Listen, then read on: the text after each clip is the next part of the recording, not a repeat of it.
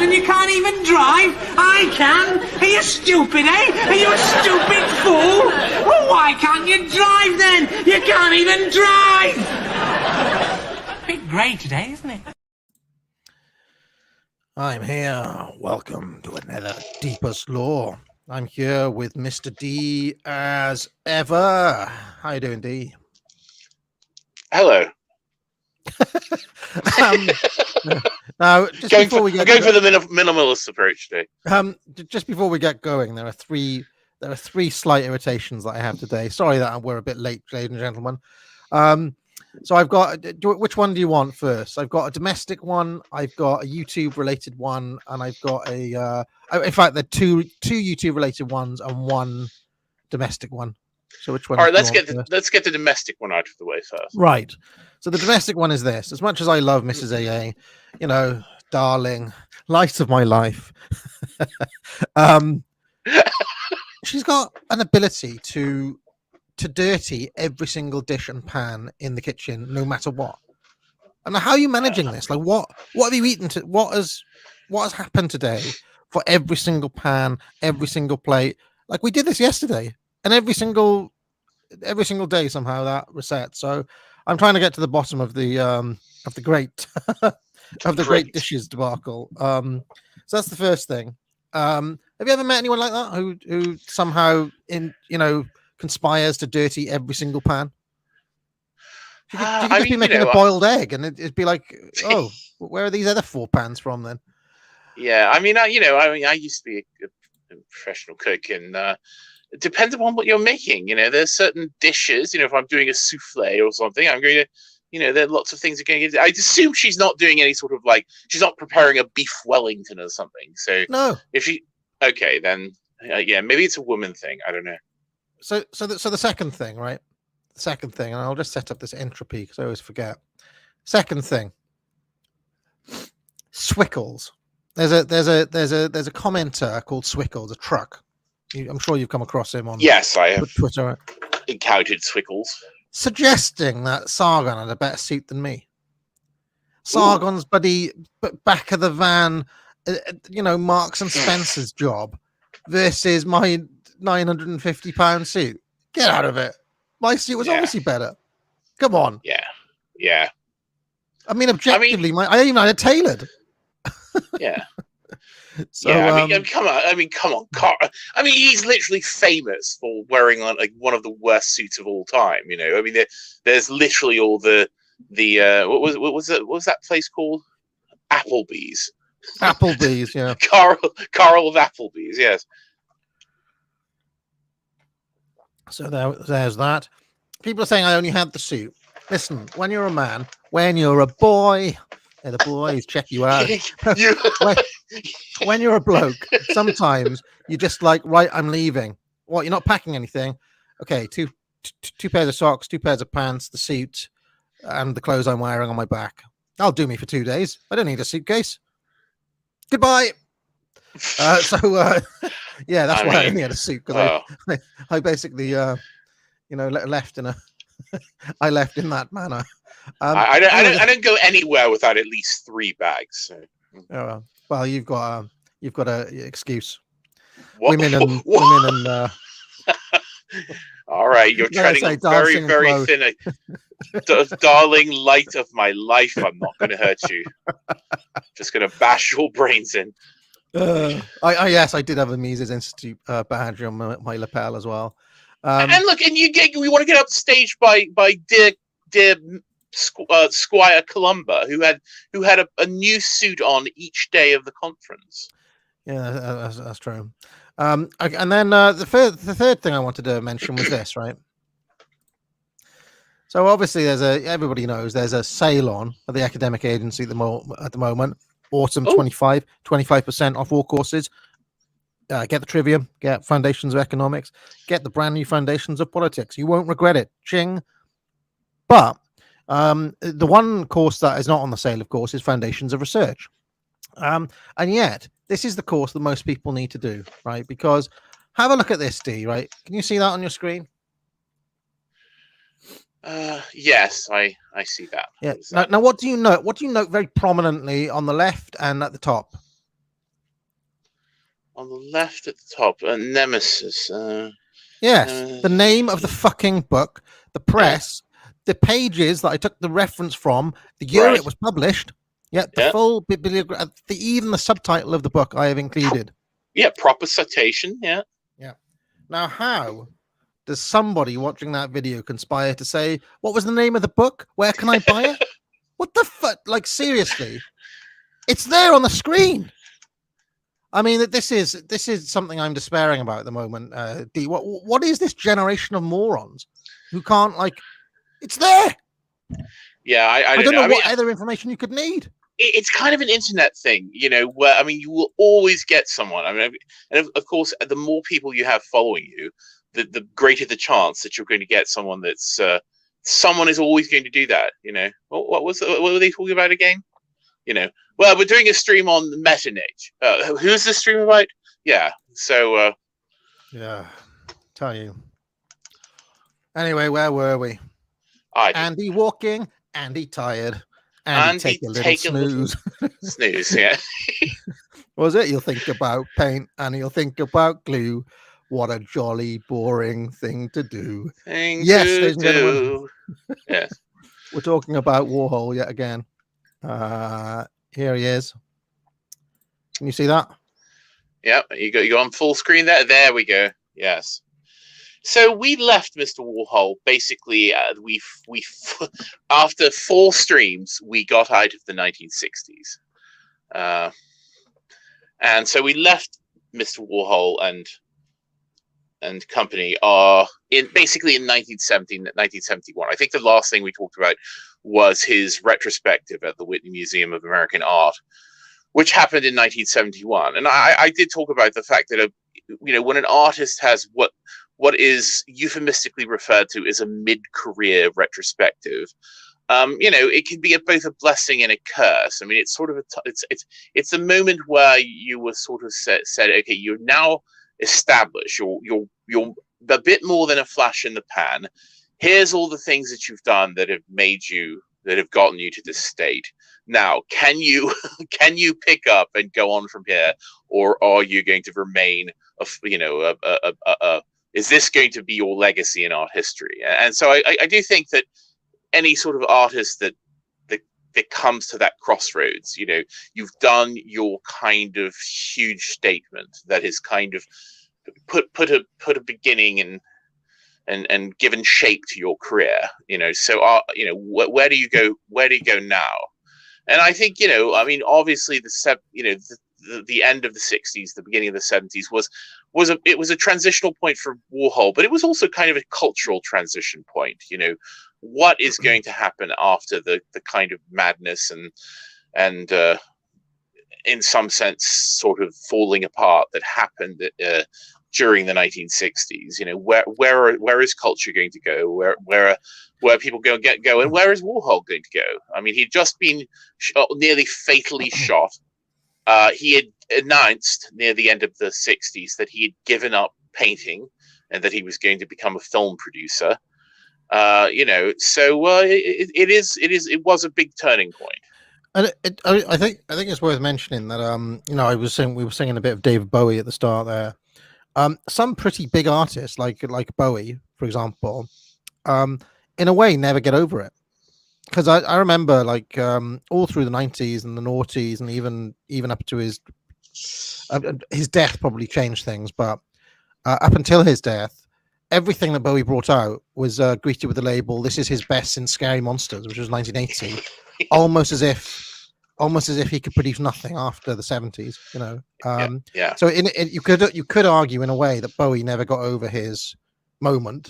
I mean, I think he did, but in the eyes of many people, he didn't. So this is an interesting question as to see whether Warhol can get over his moment.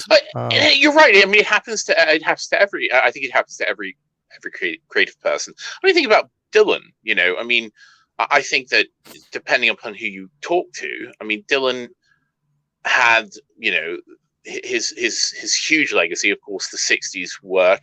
I mean, the folk work, '60s sort of work, the trilogy of records. Then, and so then into the '70s, and then the huge watershed of Blood on the Tracks, and and then the question remains, okay, well, I mean, where do you sort of go after that? And you're right. I mean, best since Blood on the Track. I see. The thing is, though, is that I think unlike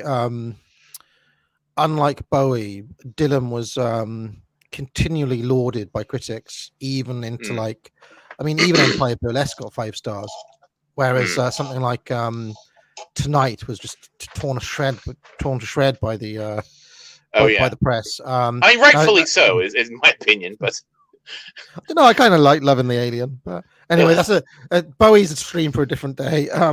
But yes, even someone like Dylan you still get people like, oh, he hasn't done anything good since the '60s, basically.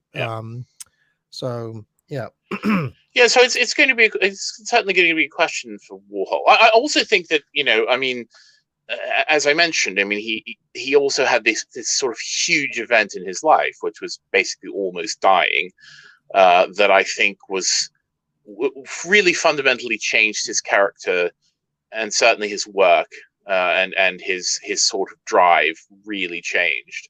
I mean, he basically, if the '60s was kind of a legacy of Warhol kind of, creating a scene of freaks and characterful people around him, that basically all ended after he was shot. That entire scene was over with, and he no longer really ever trusted those sorts of people again. I mean, rightfully so, probably, obviously, but so the nature of his nature and the nature of his work, but also the nature of the people around him and the scene around him really changed throughout the 1970s. Sorry to interrupt you. I can't let this comment by Lemonade22 go. Bowie's music is overrated. It must be an age thing. He was more a cultural icon than credible musically. What? Get out of it. Yeah, we're going to have to disabuse you of some of these stupid notions on future streams. But just looking at this picture, D, is the guy behind the film director? What's his name? Paul Morrissey. Paul Morrissey. Yeah, he was basically his companion during this era of the '70s. Basically, they were making films together and things like that. Is that right? Well, yeah, sort of. So, I mean, as I sort of mentioned, that Paul Morrissey, I mean, he met Paul Morrissey in the '60s, sort of the mid 1960s. But really, Paul Morrissey kind of took over as the person driving Warhol's scene and his business. I mean, they were business partners. I don't know that you could ever call them friends, because, I mean, frankly, I don't know that you could ever be friends with Paul Morrissey. I mean, he's a very irascible sort of character. But, he certainly was kind of really, by 1970, really directing, literally and metaphorically, the Warhol scene. I mean, Warhol basically stopped being personally involved in the film business they were establishing. So really, after Warhol was shot, he didn't run the camera. The films weren't his sort of idea. He wasn't part of the show. I mean, he became very much the kind of producer. I mean, you have to think about executive producer, like he was in the Velvet Underground stuff. Oh yeah, exactly. I mean, that and that was his role. And of course, by this time, I mean, they in the beginning of the 1970s, Warhol literally incorporated himself as Andy Warhol Enterprises. I mean, it became a real business, and I mean, people have actually commented on this, that basically when Paul Morrissey came in, that they were still in the old famous kind of silver factory, but they brought in like desks and like cubicle office partitions and typewriters, and like and a lot of the kind of people who'd been on the scene before that were really kind of put off by this, because it was clear that Paul Morrissey wanted to say, okay, enough of this nonsense. We're actually literally trying to produce commercial films at this point. Enough of the party atmosphere. We want to, we're a business now. And so, and of course, then they moved. The silver factory building actually was demolished, so their lease ran out, so they had to move. So they moved to 33 Union Square West, which is a very different type of space. It was all white. It was painted all white. It had wood floors. Again, it was all kind of desks and typewriters and telephones and all that up front. And it really put people off. The sort of people who had kind of attached themselves to Warhol as a scene were really put off by the fact that this was now clearly a business, and this was the space in which Warhol was shot. So, but it was very clearly a shift in in the focus of Warhol and his crowd. So I sort of put this picture because really at the beginning of the 70s, Warhol had stopped doing painting for the most part. Paul Morrissey was kind of running things and starting to get the idea of producing commercial pictures that would be distributed in cinemas, rather than the kind of avant-garde sort of thing that Warhol had produced before that. And so it was a big change, and I think there's a wider kind of cultural thing that happened as well that's associated with the 70s. The idea that all the people of the 60s sold out, and the 70s became about making money. And you will hear that sentiment, echoed from various cultural commentators and even people who were involved in the 1960s. I can't remember if it was Joni Mitchell or who said, we went in the 60s, we went, trying to change the world, and all we changed was ourselves. And so, Warhol, I think, was just as many other artists, becomes a kind of symbol and direction of the times. So, yeah, I mean, I think it's worth mentioning with a lot of the music acts in the 60s, lots of them didn't make a dime. Like loads of them got ripped off by management companies, or squandered their money or whatever. So a lot of that trope of the 60s act selling out in the 70s was because they needed fucking money. A lot of them. Yeah. And I'm talking like, it's not just. I mean, I think famously the Animals and the groups like that, never made any money. But even some bigger acts like Kinks and Who and these sorts. I mean, that's kind of why they stuck around and went on tours and made soap rock operas and all this sort of stuff, because they needed money. So and a lot of them got involved in terrible business deals. I mean, the Beatles did it. I mean, that was a very common theme. And Warhol as well. I mean, he certainly had, he was certainly fairly well off when he switched from commercial art to fine art, and he certainly made money in the 60s. But people have this conception of, well, if you look at Warhol's auction prices now, if you look at, whatever, I mean, obviously this guy became mega rich. That isn't true. I mean, the art world was a very different place. And, a lot of the things that we associate with, tens, hundreds of millions of dollars in some cases, that is way after the fact. At the time, Warhol was really not making that much money. He didn't have a lot of collectors, which is something that you really need as a kind of artist of his caliber. You need a sort of core group of rich people who are going to kind of buy your work and consistently support your work. He had a few by the end of the 60s, but not nearly as many as certainly other artists of his stature. So he being the kid from Pittsburgh, one of his greatest fears always throughout all his life, no matter how successful he was going broke. I mean, he was terrified of the idea that it could all go away. That's, I think, very much a concern of someone who had the sort of rags to riches story, very much a mark of his class. The idea that it's all just a dream and it can all be taken away at a moment. I think I should point out it's not necessarily a new thing. One of the little biographical details that people may not know about William Shakespeare is that when he was growing up, his dad went bust. His dad went broke. His dad was a glove maker and he was kind of like a local magistrate in Stratford. But for reasons unknown, he had like a decline in fortunes around the time that Shakespeare was age 12. And Shakespeare was pulled out of school. And I think you could see right through his career, very similar. He's always got an eye on the bottom line, always make sure that is the first consideration of anything that he does. So I think that's a fairly common trope with I mean, everybody has an image of the down and out starving artist, right? But I think a lot of the people who are famous almost have the opposite. Almost are like, I don't want to be poor and starving. I need to make sure that I make the ends meet properly, which is probably what makes them successful. Yeah. So very much so. Yes, very much at the time, the focus shifted in the 1970s on making money, really having a consistent source of income. And as I said, this was the period where Warhol incorporated his business.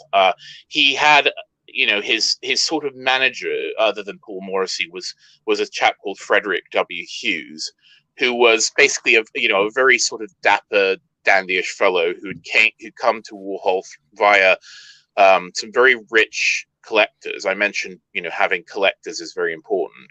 And one of Warhol's kind of supporters early on were the de Menil family, who were basically Houston, Texas oil. They were involved in the oil petroleum energy production business in Texas, and so hugely wealthy, and they were an early collector and remained so. Lots of Warhol's work was purchased by the de Menil family and is now in a museum in the de Menil collection in Texas. But through them, he met this Frederick Hughes, who was a fairly young chap who worked for them and then came to work for Warhol, and he became Warhol's sort of lifelong business manager. He really directed Warhol's career from this point onward, and Paul Morrissey, was sort of directing Warhol's kind of artistic career, which at this time was just basically films. I mean, Warhol, as I said, had declared that he'd given up painting. He was still painting a little bit, and I'm not really the focus on these streams. We're not really talking about the commercial films. I'm not particularly interested in the Paul Morrissey era in terms of the filmmaking. This is really more about Warhol and his artwork. So if people were wondering why we're not really going into the trash and flesh and Andy Warhol's Frankenstein and Dracula and all that, I mean, we mentioned them, but they're very much the kind of product of Morrissey and commercial concerns, and they're not really Warhol's work per se. But it was work in the terms of it was a big part of his business at the time. Also, he around this time he'd established a magazine called Interview, and it was called Andy Warhol's Interview originally, and it retained that title into the 1980s. Warhol was very much a kind of classical American. He wanted to be a kind of business tycoon. He wanted a gallery show at a museum, a musical, play on Broadway, a book on the bestseller list, a record on the charts, a magazine on the newsstands. He wanted to have sort of his hand in every aspect of kind of media that he could. I mean, that was always a kind of aspiration that he had, and he really did that.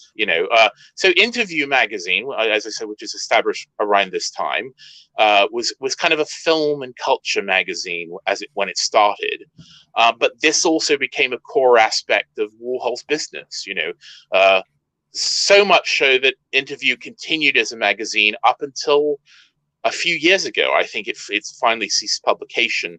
It had changed hands, and but it became a huge going concern and a big part of the income, and I would say cultural and business production of Warhol's enterprise. So, I mean, the talk about selling out. One of the stories of the 70s is Warhol learning how to basically say, okay, I want to, I don't want to just be a famous artist. I want to be a famous in whatever endeavor I go into, and I want to make as much money as possible doing it. All right, so you want to go to the next one? So another thing that happened around this time is that Warhol and Morrissey went in buying stakes. They sort of pulled together and bought this property. This is in a place called Montauk, New York, and it's on Long Island. It's sort of beyond the Hamptons. It's sort of way out. At the time, this was very sort of remote location. But Warhol bought this property. It was something like 22 acres, beachfront property. This is the area of New York where lots of rich people and celebrities, it's the sort of retreat for the elite, the Hamptons and Montauk and such. And so I think it was 1970 or 71 that Warhol and Morrissey purchased this property, and this would become another important kind of part of Warhol's scene. It was originally kind of a private sort of vacation home for Warhol and Morrissey and other people in Warhol's business, into business life. But he then also rented it out to various people, including the Rolling Stones, who frequently rented it in the early part of the 70s.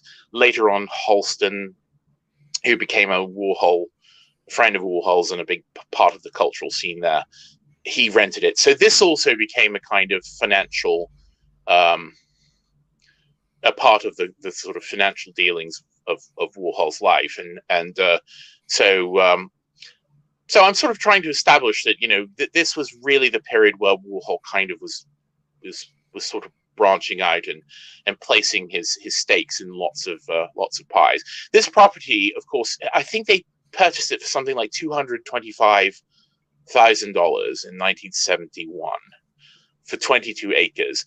This was sold by the Warhol estate and by Morrissey. I think the last purchase price for it was something like $50 million. So again, this, this, like so many other things, became a hugely valuable property and a big part of the estate. So I think it's worth pointing out how remote this would have been back then, because no internet, of course.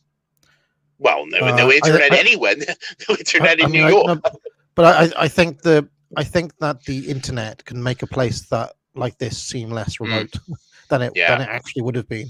This would have been felt pretty, and it was it was really remote back then. I mean, of course, this area is now, really again very expensive. It's just like the Hamptons now, and but then it was really on the edge. I mean, this was much further out than the part, the sort of Bridgehampton and East Hampton and all those parts people may know. This was quite remote, and which was one of the appeal of the property. I mean, it's why the Rolling Stones like to rent it and go there. It's why Halston went there. It's why, like Lee Radziwill, who was Jackie O's sister, and Truman Capote, and all these people used to go there because it was a way to really get away.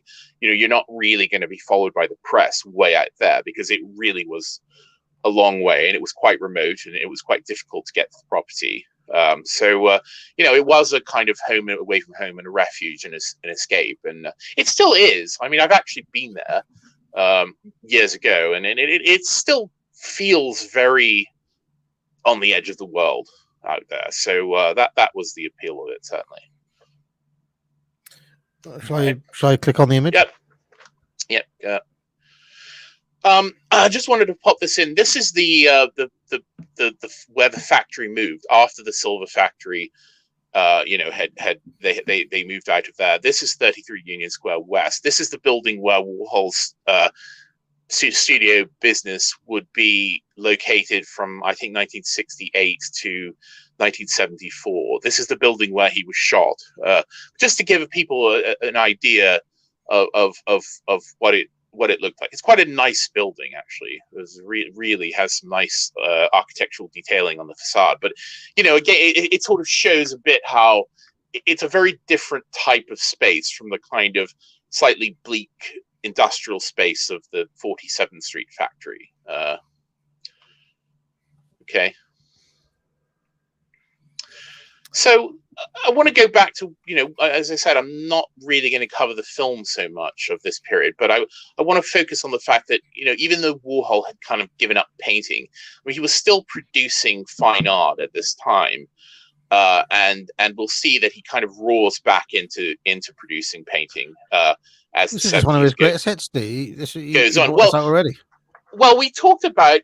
I explained to you the idea of print portfolio as opposed to paintings. And just as a slight refresher, it's always been a kind of aspect of fine artists' careers to produce prints. And what I mean by prints is works of art done in limited production using various reproductive techniques. So they could be etchings, engravings, woodcuts, lithographs, monoprints, silkscreen. There's various sort of forms of art, and indeed it's a whole sort of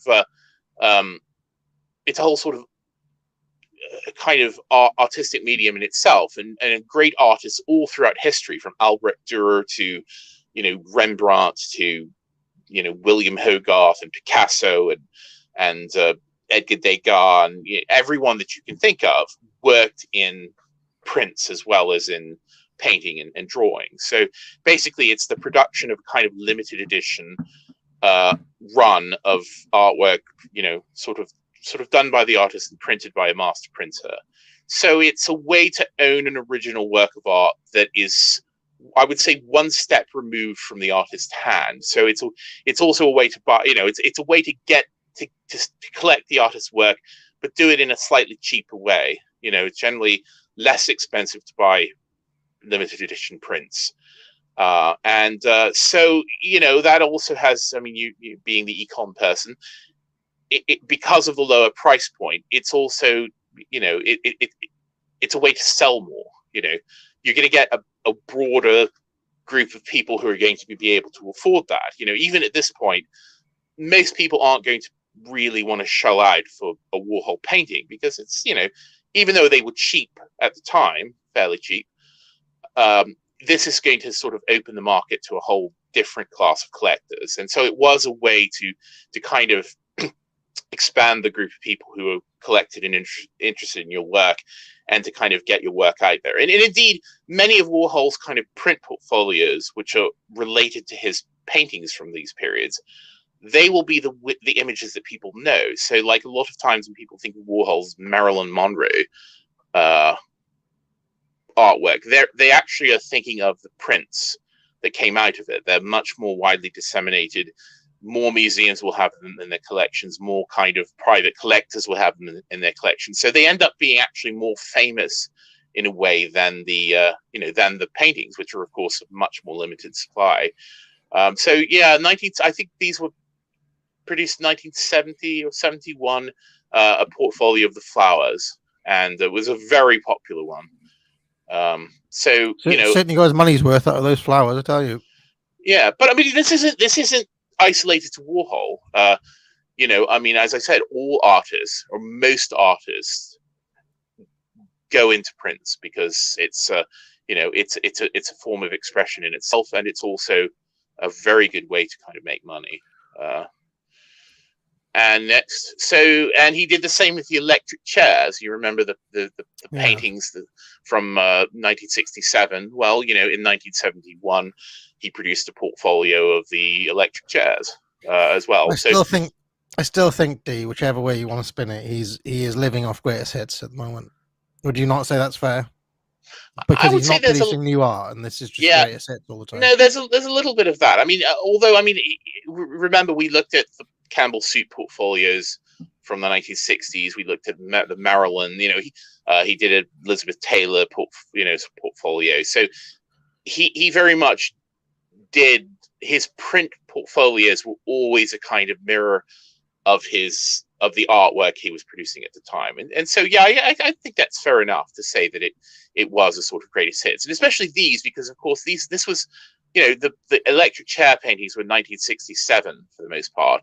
This is now 1971. The flower paintings were like 1964 to 66. So some years later, So fair enough. All right, so this isn't new. I haven't done this before. Yeah, this is I would say his first unique sort of series of artworks from the 1970s. Hang on, let me just get the figures for these up. This is a very interesting series because so we say that he was sort of doing greatest hits. He's doing print portfolios related to his work. This is actually a very interesting project because he's actually really playing with the idea of what is a print, what is a multiple, and what is a unique work of art. So in 1972, he was commissioned by his friend David Whitney to produce prints for Philip Johnson's. Philip Johnson is a very famous architect of the 20th century. People may know him, the Glass Heist, any number of, in New Canaan, Connecticut, any number of skyscrapers and buildings. Philip Johnson, I would say, is one of the preeminent architects of 20th century America. So Philip Johnson and David Whitney, who was affiliated with him, they commissioned Warhol to produce a series of prints for this hotel that Philip Johnson had designed in Minneapolis, Minnesota, called the Hotel Marquette. And basically the project was to produce an artwork for each of the 470 rooms in the hotel. And around the late 1960s, the de Menil family, who I mentioned before, one of Warhol's kind of preeminent collectors, they'd commissioned Warhol to produce a film of a sunset to be shown at a place called the Rothko Chapel, which they had built, which was sort of dedicated to the painting, a cycle of paintings by the abstract expressionist Mark Rothko. And so they were going to include a Warhol film, basically a kind of constant loop of a sunset. And this is very much in the vein of like the Empire State Building, the Sleep, these sort of Warhol avant-garde film works, very slow, of a sort of static subject. And Warhol actually spent a number of weeks in California filming sunsets, but he never really got one that he liked, and so the project was kind of put on hold. But in 1972, when he was commissioned to do this series of prints, he used a still from one of the many sunsets that he shot in 16 millimeter, this very sort of blurry, blown up, sort of almost completely abstract image of a sunset. And he produced this portfolio of prints for this project. But what's interesting about it is that, it's a portfolio of prints, as we talked about, a limited edition portfolio. In this case, it was 470 works for the rooms, but the edition was actually 632 prints of sunsets. And they were silkscreen, done entirely in silkscreen. There's no hand printing. Again, it's a print portfolio, so there really won't be any kind of handwork. But they're all unique. So even though it is an edition, they're signed and numbered as an edition, all all 632 of the sunsets are different. They all have different color combinations. They're using the same silk screens, the same 3 screens, one for the color of the sun, one for the background, and then one for this kind of dot overlay, which gives it sort of shading and texture. And there are 632 different combinations of this. So it's a sort of fascinating take on the idea of a print edition, because yes, it is an edition. It was printed by a master printer. They're done on paper, they're numbered, all done like prints, except each one is unique. So they're both endless copies and totally unique at the same time. So it's a sort of, I think, a really fascinating play on this idea. If you want to go ahead. Well, I kind of like this because the sun is such a powerful image, of course. Yeah. Deeply embedded in our cultural heritage and legacies. Speaks to my Zoroastrian blood, and to my Druidic. Yeah, well, exactly. Well. I mean, and I think Warhol was always very canny about his sort of choice of subject matter. I mean, I think also the sunsets are quite interesting because they're almost abstractions. I mean, if you didn't know what they were, you may just think that they're kind of an abstract, kind of geometric, sort of arrangement, rather than being literally a blurry, magnified film still of the sunset. Yeah. There is also something of the artificial, cheap California sunset, which is somehow plastic and not real. Yes, well, exactly. I mean, because of course, these are images of the sun. They evoke the kind of primal and kind of mystical connotations of the sun, but they're also done in these kind of lurid, artificial candy colors of, the kind of typical sunset of the California imagination. You want to go ahead? You can keep scrolling because I included a number of these. It's gay sun. That one looks more like a nuclear bomb. So just stop here. Now it looks like ice creams. I put this together. Just to show you how the variations of these go. I mean, as I said, there are 632 versions of this artwork, and they, and literally that they're all different. I mean, they're all like within a sort of particular color range, but all the combinations are different. But I think the other thing that comes up, and this is I would say is sort of an overarching theme in Warhol's work. In fact, my particular idea is that all of Warhol's work, in a way, is in the end about mortality and death. And of course, if you think about it, I mean, what does the idea of a sunset invoke? The sunset. I mean, it's a metaphor used in religion. You mentioned Zoroastrianism, but it's certainly an idea used in the Bible as well. This idea of the setting sun, the end of the day, being a kind of metaphorical metaphorical allusion to the kind of waning of life. The sunset before the night, riding off into the sunset. And so of course I think it's highly meaningful that this work of artwork came at this point in Warhol's life. He literally produced 600 odd sunsets, at the sunset of his painting career, the sunset of his life. He'd just almost died. So would this be the sunset? Would this be the end? Was this the kind of last beautiful gasp of his career? And I think, increasingly every series that Warhol does from this point onward references the idea of entropy and decay and death,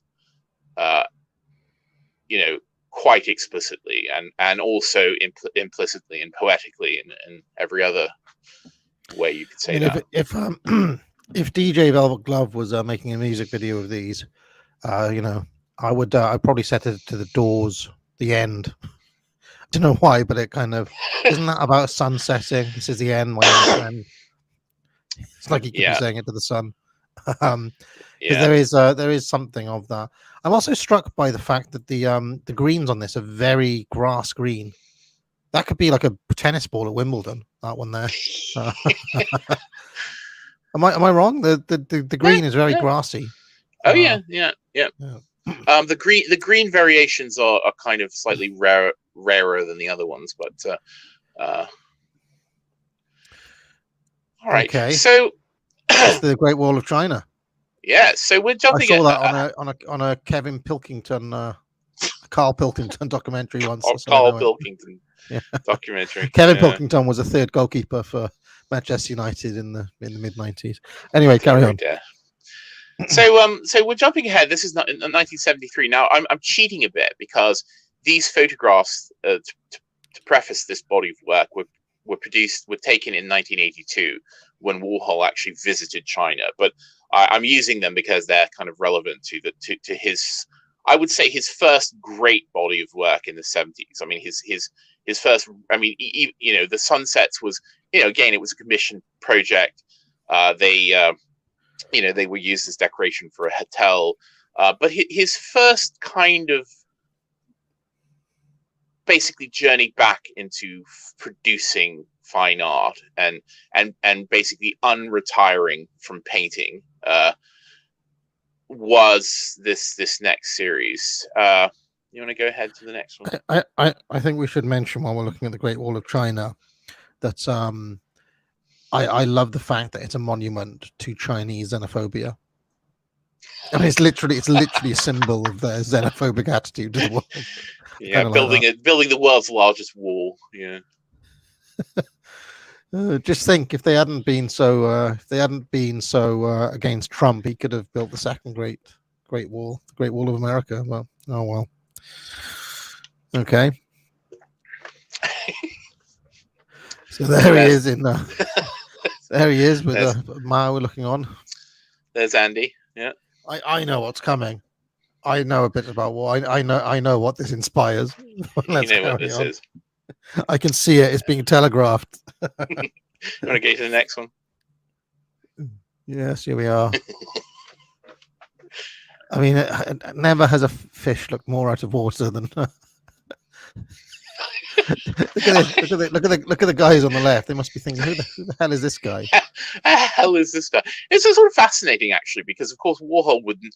This is, I mean, these pictures, as I said, were taken in 1982, not 1973. But still, at the time, I mean, almost no one in China would have known who Warhol was. I mean, it was a place where even someone as fairly well known, as iconic and freakish as Andy was, could kind of disappear. And yet he couldn't really disappear because, of course, he's going to stand out wherever he goes. Especially with bright blonde wig. The other thing I want to mention that I think you'll appreciate is that, so when you think of 60s Warhol, you think of him with the sunglasses and the striped shirts and Edie Sedgwick and the Velvet Underground. The idea, the idea of him as kind of cool, hip, like a hipster. Well, basically in the early 1970s and increasingly in the 70s and up into the mid 80s, he became a kind of nerd. Like he played up this sort of transition from the hipster to the absolute kind of nerd. I mean, even he always, like when he went anywhere, he always had his little backpack and his little parka. You'll see bag on two shoulders. That was a big no-no when I was a kid. You'll see other images of him in New York. I mean, his outfit, his sort of look drastically changed, and he sort of became the kind. He played up this idea of being the kind of, I would say, boomer nerd, even though of course he's much older than boomer. But all right. Fascinating. So, if you think about Marilyn Monroe, you think about all those endless repetitions. You think about all the idea of the superstar, the idea of the kind of iconic face, which he returned to again and again and again in the 60s, whether it was Marilyn Monroe or Elizabeth Taylor or Natalie Wood or Elvis or Dennis Hopper, or any of the number of other kind of celebrities that he sort of explored this idea of the iconic face. Well, what if you took that idea and thought, who is the most famous person? Forget Marilyn Monroe, but whose face is literally reproduced more than anyone else's? Whose visage is kind of even more famous than all of these celebrities put together? And I think you know where this is going, eh? Yeah. So, well, I mean, yeah. Kind of interesting though, with thinking about the the Evolian critique of bourgeois Western kind of capitalist values as being just kind of similar, just the kind of other face of the modern mass man, socialism, and this kind of brings that out in a way. If you think about it, yeah.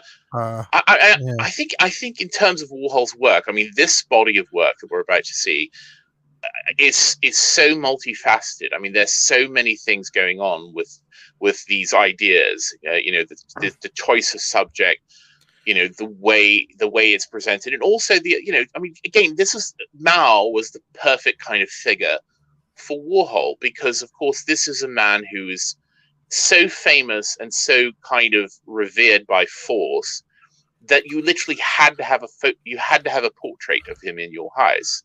His portrait was on every book and every publication all over the place, all over China, every building, every home. And not only that, but they were mostly the same portrait or the same sort of few portraits. I mean, there was literally an official face. I think I mentioned in one of the past streams about this idea of Elizabeth I producing what she called the Mask of Youth, basically this template portrait of her that would be used to produce all the other portraits that would ever be made of her, because she wanted a unified, young-looking, attractive image as she got older. So this idea of kind of promulgating the official face. And of course, Mao was the absolute epitome of that. Literally hundreds of millions of Chinese had portraits of this man. It's also a strange kind of almost perversion of, so we talked about Warhol producing these endless variations of Marilyn Monroe's face. Marilyn is the sort of tragic icon. Well, Mao is the kind of malignant icon. This is a man. This is 1973 that this body of work was produced. He had just literally stepped his campaign of mass murder and cultural genocide into absolute high gear with the Great Leap Forward. So, he is now literally a superstar for murdering people. I can't help thinking. Did you remember when Semigog was talking about the other night how the iPhone has become like the new book, the only book? Remember he was saying that? I can't help looking at the little red book. They all have to have their little copy, and they proudly carry it. And I find it remarkable the extent to which you could just you swap the image of Mao with some facile BLM slogan or Extinction Rebellion or whatever, and we're in 2021 in London. Well, that's where all those techniques came from. I mean, it's not by coincidence that all these people, the precedent for all of this was kind of Maoism and Marxism, and why you still have people professing to be Maoists to this day. That all started in the 60s. I mean, of course, people in the West also started carrying the little red book around. I mean, well, my PhD supervisor had one, believe it or not. Yeah. Used to carry it around. I have a copy. I have a copy of it. I have some vintage copies of it. So you've got a copy of the little red book. Yeah, I have one from the early 1970s. Deeply subversive. Carry on. I knew that was coming. But of course, and of course, Mao was also amongst the popular imagination in the West for a very different reason. Whereas in China, of course, you had to have a picture of Mao, and you had to sort of professional love and admiration for him. In the West, we had the kind of leftists and hippies doing the same thing. Even to the point where that song "Revolution" by the Beatles name checks Mao. If you go carrying pictures of Chairman Mao, you ain't going to make it with anyone anyhow. So, it was really the perfect subject, the most famous face in the world that Warhol seized upon for his first, I think, great series of the 1970s. Next. So Warhol produced a series of portraits, all based upon the official portrait of Mao Zedong. And I included a lot of these just to show you the idea of the endlessly repeated face. Now, just stay with these two, because, of course, as increasingly with Warhol's work, there was a Mao for every price point and for every kind of collection. So I think the largest of these, I think I find I'm not good with numbers, so I have to look this in my files here.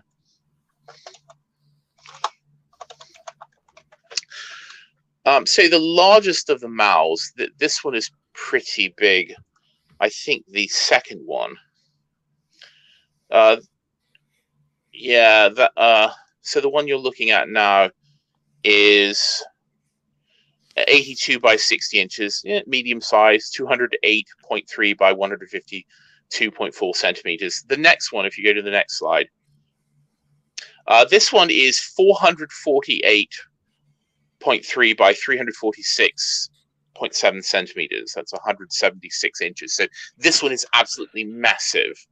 And some of these Mao images are the absolute largest paintings that Warhol produced. Can you imagine going to your sitting room and having him lowering over you? Well, so again, there's the funny thing, because of course Warhol is, these are works of art, and so basically he's producing works of art for the demi-monde and art collectors and rich collectors of the world, to basically buy a picture of Chairman Mao and hang it in their parlors, hang it in their living rooms. Do you think that this shows, in a way, that capitalism and the capitalist mindset is in a way more subversive than the socialist one could ever be, because of this capacity to just like, all right, I'm going to take your sacred image and I'm going to sell it back to you almost as a joke, Yeah. Absolutely. I think there's a vicious commentary in this. Basically, I'm going to decode and then recode this as the ultimate status symbol. I'm going to take your Chairman Mao. I'm going to take your socialist values. I'm going to take your communism, and I'm going to sell it back to you at a very high ticket price. And of course, also you'll notice the way these are painted. So this marks a big change in Warhol's style. There's very much in the 60s work this idea of being very hands off. Warhol, he said on a number of occasions he wanted to be a machine. He sort of played up the idea that these were painted. The paint was applied very systematically, and then they were silk screened. It was a very hands-off process. And Warhol's work from this point forward into the 70s and even into the 80s becomes very hand-on. So the sort of ground for the silkscreen becomes very expressionistically painted. One thing that Warhol did a lot in these paintings and in subsequent paintings is he started to he would paint them very loosely by hand, and then actually use his fingers to kind of drag and streak the paint across the canvas. A lot of the kind of this kind of application you see is literally Warhol's finger marks or the marks of a brush. In the case of the very largest of the Mao paintings, they're actually painted with a mop. I don't have any sort of images of that because I couldn't find a good quality one. But there's some of literally Warhol, with the canvas on the floor, like painting it with a sponge mop. So, which of course you had to. These were absolutely massive. Very difficult to do with a brush. So you want to go on? I mean, one of the things that I find interesting about this is that of course, but what year were these done? 1973, you said, D, or 74? Yes, 1973, 74. Yeah, mostly 1973. Because of course, by 73, 74, Warhol himself would have been famous enough for people to know the Marilyn Monroe and the Elvis, and so this is this obviously references those works. So the person looking at this is already in a frame of mind where you're thinking of Mao, but you're also thinking of Marilyn Monroe and Elvis and Western icons. That's very interesting that you're simultaneously doing these two things. And on the one hand, it's stripping Mao of his power and it's subverting and showing in some ways that capitalism is the ultimate subverter. But on the other hand, it's making you think like, well, does capitalism just get to the same place in a different way? Weirdly, I'm also thinking of the end of Ziggy Stardust. Give me your hands because you're wonderful. Obviously, he's talking about fascism there, but there's still something like weirdly totalitarian about celebrity culture. Do you remember the people fainting at the Beatles or Michael Jackson or something like that? It's the same thing, isn't it? It's the same thing. I mean, these mechanisms of fame and iconography, and I think that's why I think these work the choice of the subject and the way he handled it is so fascinating, because it really is bringing up all these things. And of course, Warhol, I think there's very much a sense that Warhol's work always kind of comments on other periods of his own work. He's using the fact that you said that you know him for the soup cans, you know him for Marilyn Monroe, and he's saying, well, think about this in terms of Marilyn Monroe, think about this in terms of pop art and soup cans and the American way of life. And I think I'm looking at the chat, and of course people have noticed that these paintings are not pretty. The colors are kind of like sort of sickly and rancid. They're overdone, they're overbaked. I mean, unlike the Marilyn Monroes, which is still sort of very attractive and flashy and beautiful and sharp, the colors on these Mao pictures and on a lot of Warhol's work in the 70s, they're really unpleasant. Someone said, I also saw a comment, what is this doing pictures of celebrating a communist? Do these seem celebratory to people? I don't think so at all. Someone asked if the Chinese government did the Chinese government support Warhol in making these paintings? No, of course not. Well, first of all, the Chinese government wasn't really aware of Andy Warhol at this period, but absolutely not. This would get you murdered. Did Mao ever show any interest in getting one himself? No, I don't think Mao knew anything about these, and I don't think Mao would have been very happy with them. I mean, literally in half of them, Mao is sort of like made up as if he's wearing lipstick and well, I mean, in terms of the subversion, of course, the thing about the Mao image is that it was designed to always be the same. Yeah. Whereas obviously he's making it different every time, and sticking lipstick on him, and I mean, the whole point of that image is that it's always the same, not that it's going to be different in multicolors and pink and blue and pink and blue and no, and of course that's also a commentary on again Warhol's work, which is both sort of alludes to mass production and repetition, but in a way isn't. I mean, if you think about these in kind of relation to those sunsets we just looked at, I mean, they're all the same image, but they're endlessly variant. They're unique and they're not unique at the same time. So it has the form of repetition, but is in fact not repetition. No, unlike, I mean, unlike an actual Campbell soup, which is always the same. Which his are always subtly different. Yeah, And of course, these are all like unique artworks. All the ones we're looking at are paintings. And as I said, there's a Mao for every price point and every home. So some of these are very small. Some of them are like literally 8 by 10 inches, tiny little canvases, and some of them are absolutely massive. Some of them are moderately sized. There's literally a huge variation and huge range. He's almost cuddly in this one, is Mao. It's kind of weird. It's kind of weird how he can kind of look. How can he look more cuddly? It's well, if you look at it's difficult to see, but if you look at the way the silk screen is done on some of them, some of them it's quite blurry. It's almost kind of smudged and blurred. In some, it's quite sharp. In some, there's not very much ink on it, so the image is quite indistinct. In some, the paint color is so dark and heavy that it's very difficult to see the image of Mao on top of it. The kind of it goes way outside the line. So if you think about the Marilyn Monroe, the kind of color painting underneath was always kind of quite tightly done so that it fit the silk screen. And these, it's very loose. It's all over the place. And sometimes the paint, like in the one you're looking at now, the paint it's still kind of fairly confined to the right parts of his body. The head is colored, the jacket is colored. Victims.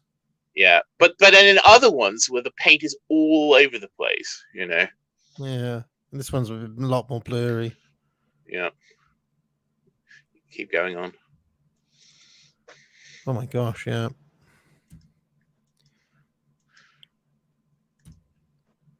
That one's dark. Look at that one. God, that's a sinister one. That one. Yeah, and look at the brown paint sort of dragged into the like a shit stain on his little red jacket. Yeah. Go on.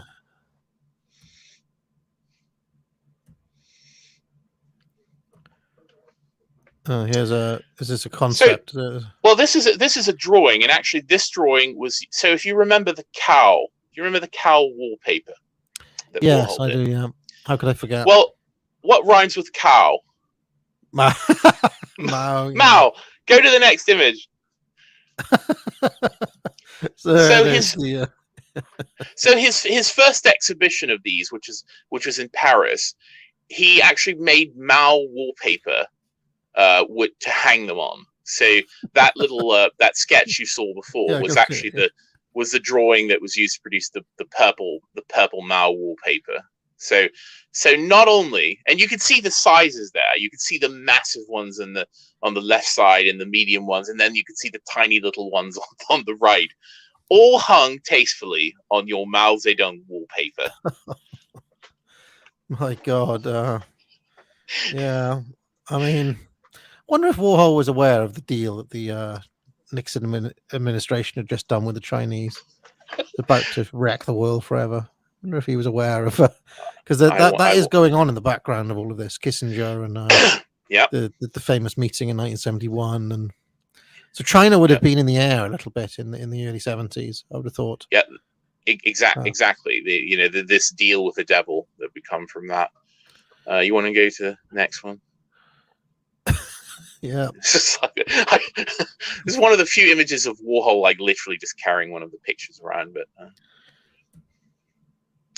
And of course, again, like every Warhol series, he also produced a portfolio of prints. So, so the Mao portfolio was 10 prints done in these colors, which you can have the whole set. So strange you mentioned Nixon. Yeah. So this image is a sort of notorious one. Warhol, as I said, was famously apolitical. He did not get involved in politics. He wasn't interested in it.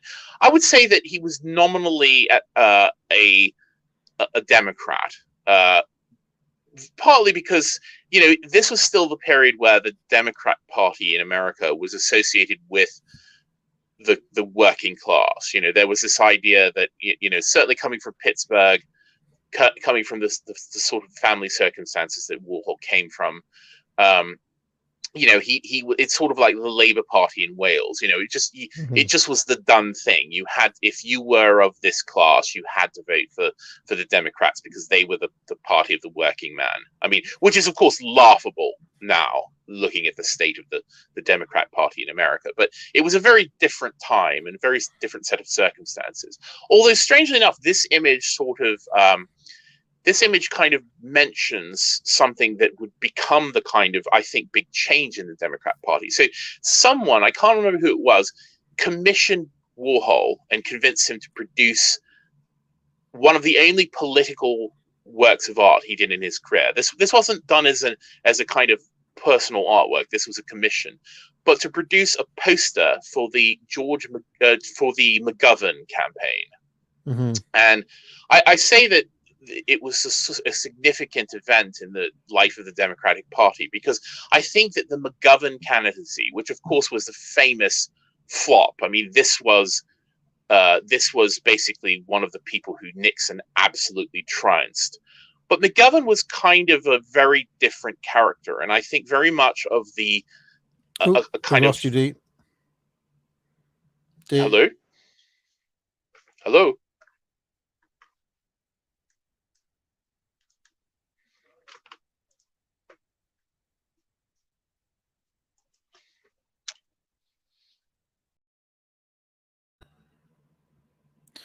Oh dear, we've lost him.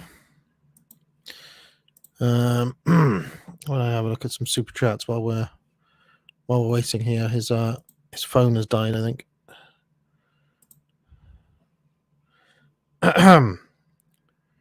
Yeah, no, it's D that we've lost.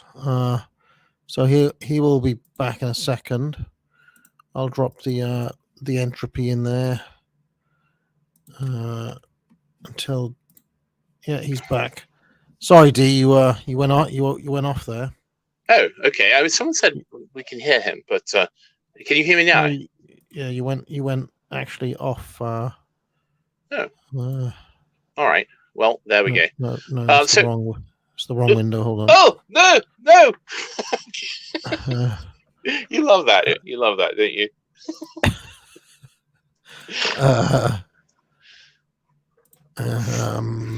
Here we go.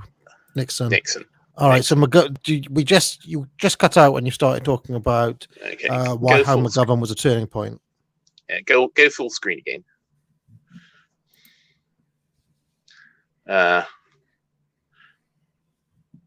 Okay. Can you do the full screen thing that you did before?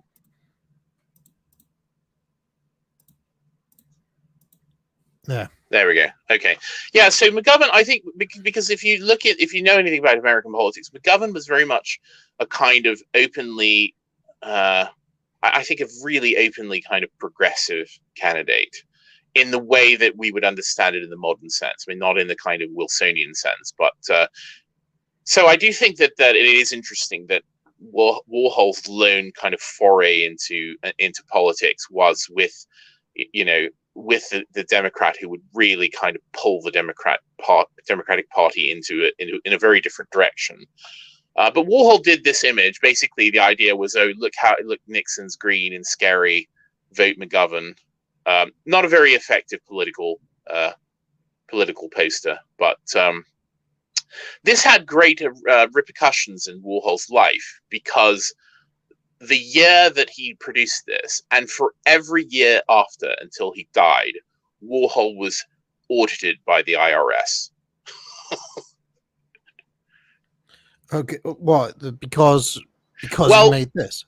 Well, that was Warhol's theory. Now, whether that's true, I don't know. And of course, this Nixon would be gone, and yet the audits remain. But yes. So Warhol was convinced that because he allowed himself to be dragged into producing a political poster, and because, of course, it was Nixon, that he was audited as punishment.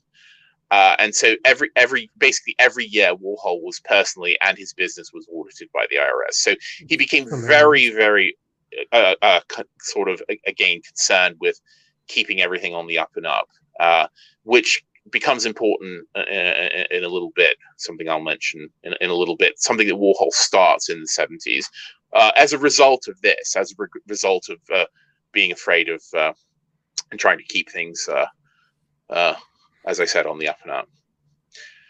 So another big change that happens in the 70s is Warhol's mother. Now, you remember that she came in the early 1960s. She came from Pittsburgh to New York, yes, and moved in with Andy. She lived in the ground floor of his townhouse. By the early 1970s, she started to become really senile. You know, this is her, I think, in 1970 or 1971. I think it's a really funny picture. But she really started to show sort of visible signs of dementia. Warhol, of course, was, very busy. I mean, she had lived a very independent life, and they'd sort of had their own, lives. She sort of became involved in the kind of Czech speaking community in New York, and trundled along and went about her own affairs. But she, as she became sort of more demented, it wasn't really possible to leave her alone. So she actually, Warhol's brother, took her back to Pittsburgh, and she went into a care home. And in 1974, she died. And so again, it was another kind of big transition in Warhol's life to kind of lose his mother. If you want to go to the next slide. He produced about 8 or 10 paintings of her in 1974, which was, I think, 2 years or a year after she had died. These also were the last paintings that he produced at 33 Union Square West, which was the second Quid factory. yeah. Because they at least ran out for that space in this year, and they had to move to a different location. So something sort of telling and profound that One of it made her look very. I don't know whether it's the paint, but she kind of looks Victorian because of the yeah. Looks like Victorian. It does, yeah. It does give an impression of kind of frilly, the sort of frilly lace edges to things, yeah. And this was, in Warhol's mode of the 70s. I mean, the Mao portraits were kind of a kind of harbinger of this style, this very hands-on. I mean, I think it's funny that literally, he went from saying, "Oh, I want to be a machine, I want to be hands-off," to being hands-on, and of course doing that in a very literal way by painting with his fingers. This finger painting thing went on for quite a long time, and these the 8 or so paintings of Julia Warhol, his mother, were all done with sort of extensive finger painting. So there's almost a kind of strange sort of allusion to kind of a child, the idea of a child finger painting. And these images of his mother, and of course deeply personal. I mean, this was the first time that Warhol had really done any artwork that had anything to do. Do you think this is his most personal work that we've seen? Seems like it to me. Oh, absolutely, and these weren't exhibited. These weren't really shown. They're not really well-known works. But I do think they're quite significant, and also significant that they were the last works produced in the studio where he was shot, and where so much had changed in his life. You want to just switch over to the video folder for a moment? Yeah, let me pull that up. I have to get there a minute. All right.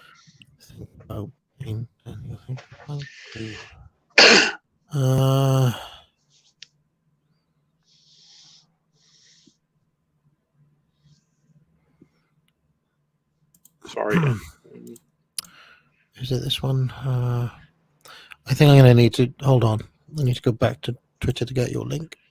Oh, I'm sorry. It's a really short thing, so sorry to throw a wrench into machinery. Yeah, here we go.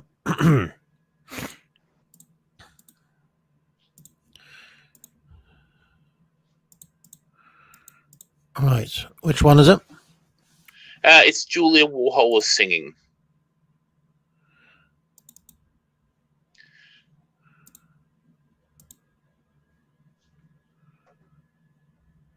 You can go ahead and play it.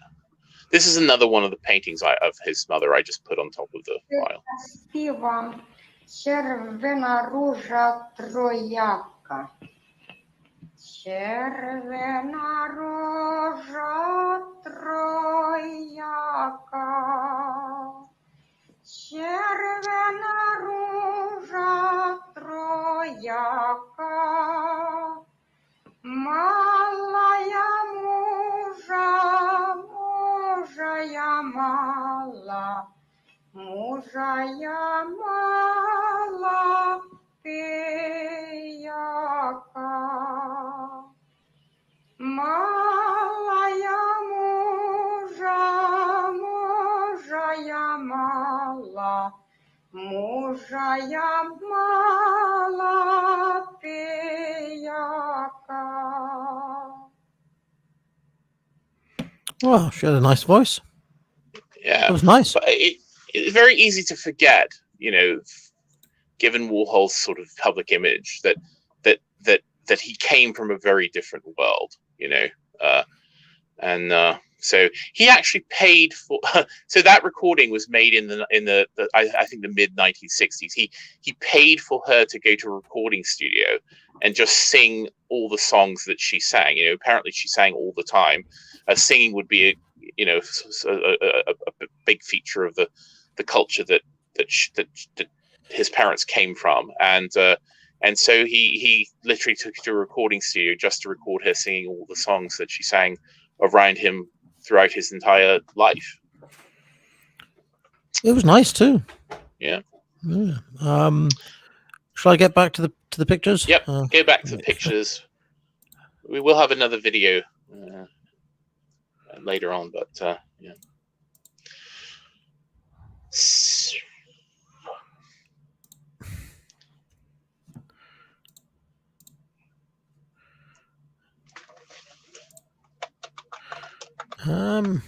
Hold on a minute. Don't know where that window has gone.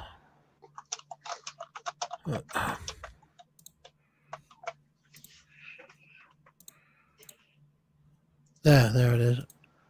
It's weird. When I put it full screen, it disappears. So there. Here, you can see it now. Yep. Okay, so you want to go to the next slide. So the same year, 1974, was also the passing of another person who was I would say very important to Warhol in a very different way. So we saw this character in some other images. This is Candy Darling, and Candy Darling was a character who sort of appeared in the mid 60s in the Warhol scene, and then was used in some of Warhol's films and the Paul Morrissey films starting in the 70s. But she was sort of the most the best of the Warhol transsexuals or transvestites. I would say the most kind of convincing of them and the most interesting one. So Bob Colacello, who was worked for Warhol for many years and who knew him starting in the late 1960s, he actually wrote a biography of Warhol after Warhol died. But he said that in the 17 years that he knew Warhol, he only ever saw Warhol cry once, and that was when Colacello told him that Candy Darling had died. So, Candy Darling was a sort of interesting character in that, she sort of, her whole kind of existence was played as the idea that she wanted to be a kind of up and coming starlet in the classic Hollywood mold. She wanted to be the kind of 30s girl who was discovered at a luncheonette by a producer, and who went on to become a kind of glamour girl.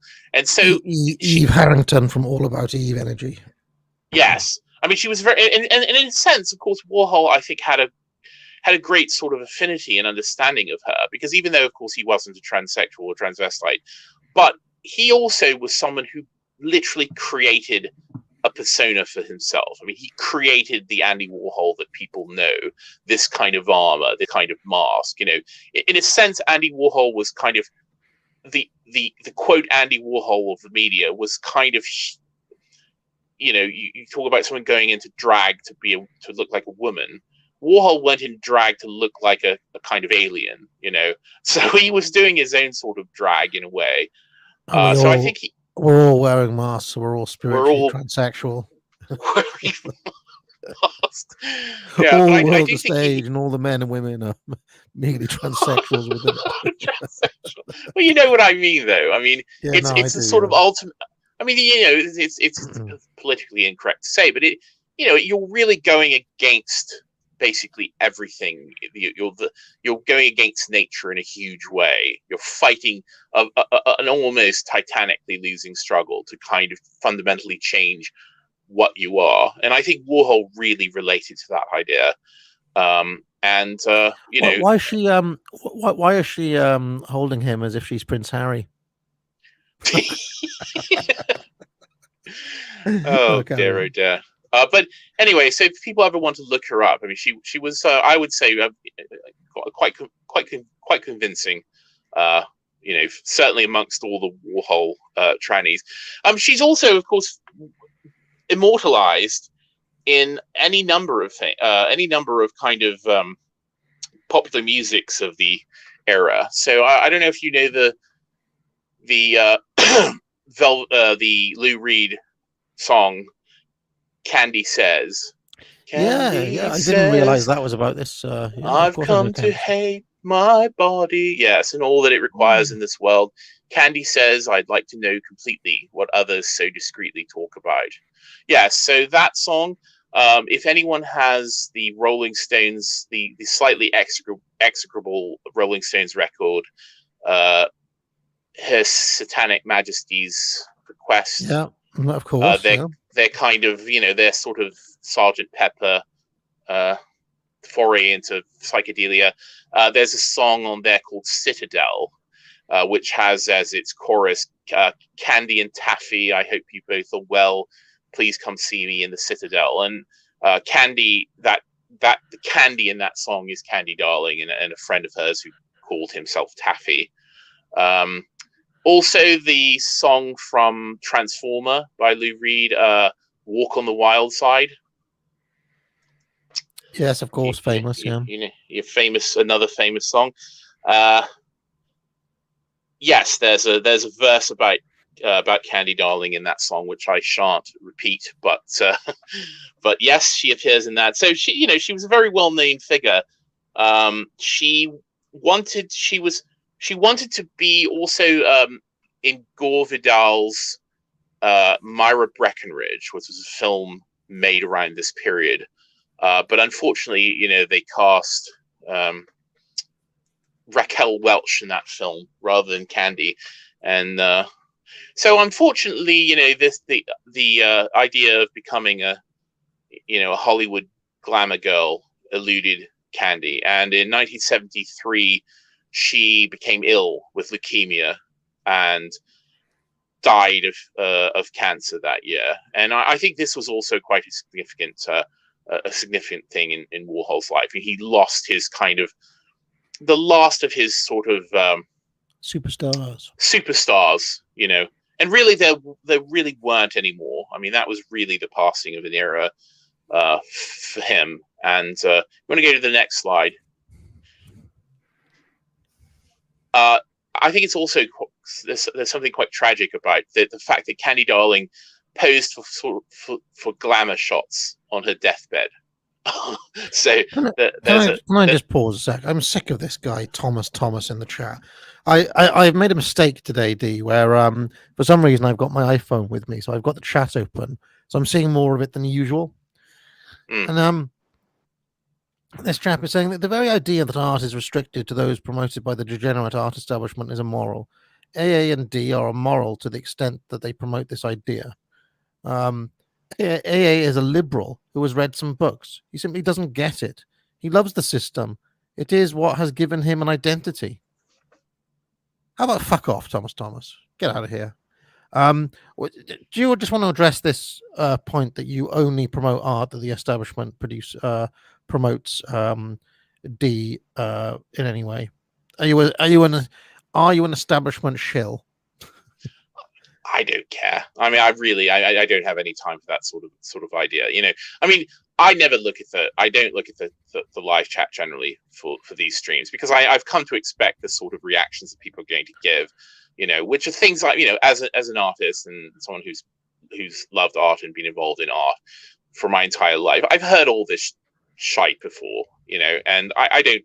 There's no reason for me to answer it. No answer that I'm going to provide is going to be suitable. So I don't care. I really don't. You're perfectly free to have that opinion if you'd like.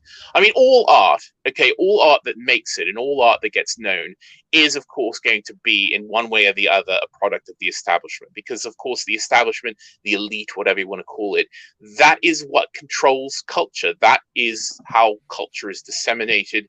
It is disseminated it is the tastes of the ruling class, whoever that ruling class may be. It was the same in the Renaissance. It was the same in the Baroque period. It was the same in the 18th century, the 19th century, the 20th century. It's always going to be that. It is always going to be the tastes of the elites. Now, we, of course, have talked exhaustively about our opinions and of the nature of the elites today.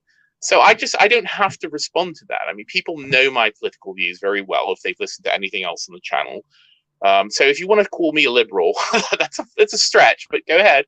That's fine. Well, I've banned Thomas, and he can shout that I'm a liberal into the void. Yeah, because this is not a free speech. I'm not making, and I think again, I've said this in a way before, but people should not. You can talk about important cultural products without endorsing them. I am not saying that there isn't deep degeneracy. I'm not saying that there isn't sort of subversion. I'm not saying that there aren't problems. I'm not endorsing morally or politically or anything else, any of the things we're looking at. I am talking about an undeniably important aspect of 20th century art and culture.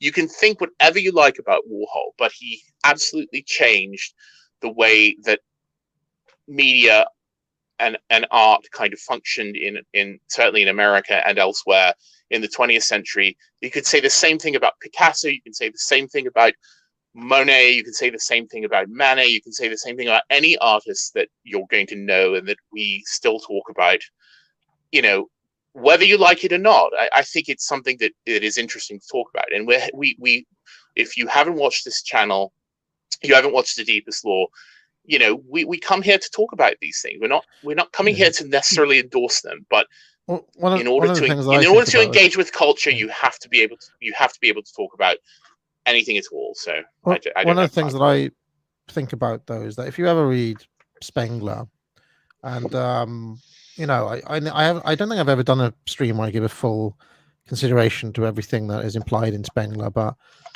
Spengler seems to think that this process is almost unavoidable, that that a culture starts to become rational, and then it starts to justify itself, and then it starts to make fun of itself, then it starts to deconstruct itself, and in a way, I think, like, how can I put it? It's almost inevitable that this cultural moment was going to produce something like this. That if Warhol was just like sitting there trying to reproduce Raphael or something, that wouldn't have been true to the cultural moment of 1974. But it was, because Western culture was kind of collapsing in on itself, and this is what Warhol kind of shows us again and again and again. In a way, yep. He's always commenting on the culture, in a way that I think, I mean, whether it's beautiful or not is a different question. But I kind of find it fascinating that he's capturing in some ways what we'd call the the fall into the ashes. He's kind of documenting it with a steely gaze in a way. So and my thesis, if you could call it that, for this stream series is that Warhol should be taken in a very different light from the way his work should be taken in a very different light from the way it's usually taken. And I think it is an unflinching taken it in its totality, his body of work is an unflinching look at a lot of the issues that we're talking about in terms of the degradation, collapse of civilization in one way or the other. And again, an artist is going to have to deal with that. It is a huge aspect of Warhol's time, and it's certainly quite relevant today.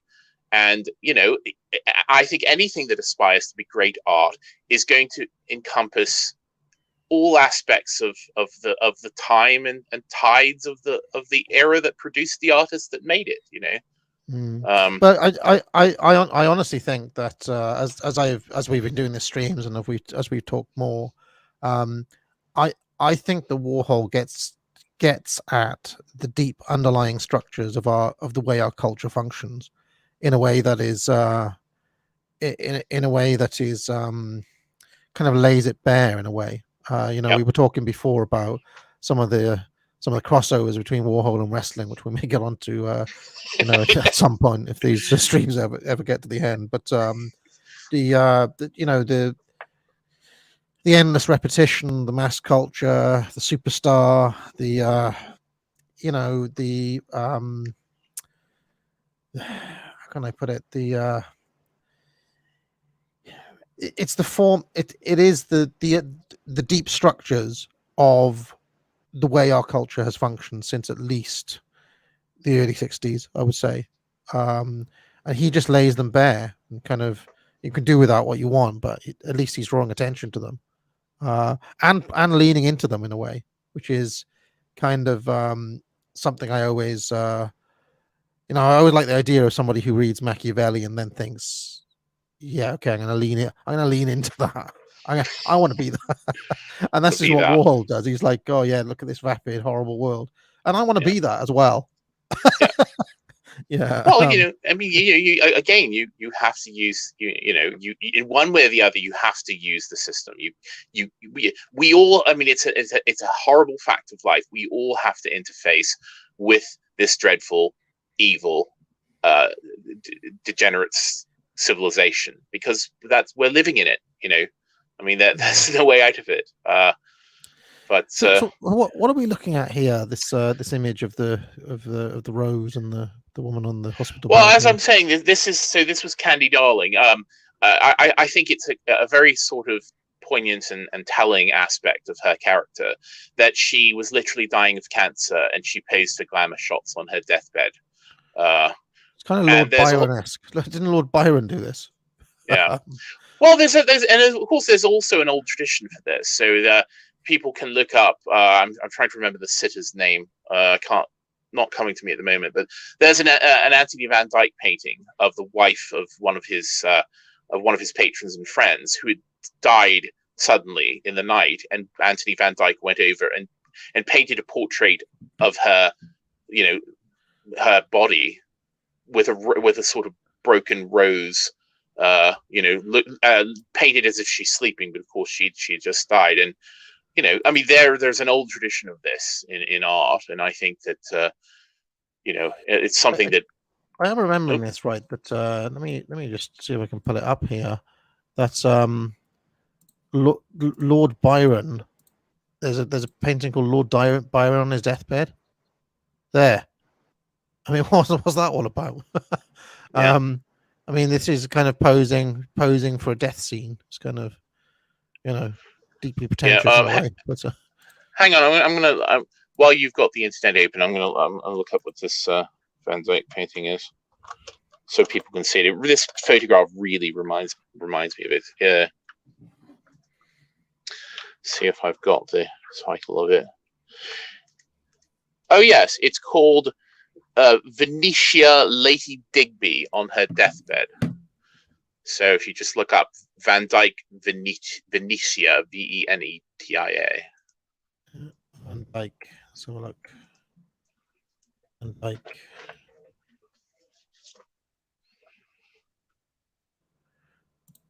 Is this it?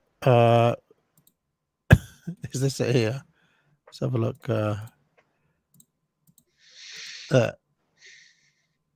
That's the one. Hang on. Yeah, that's it.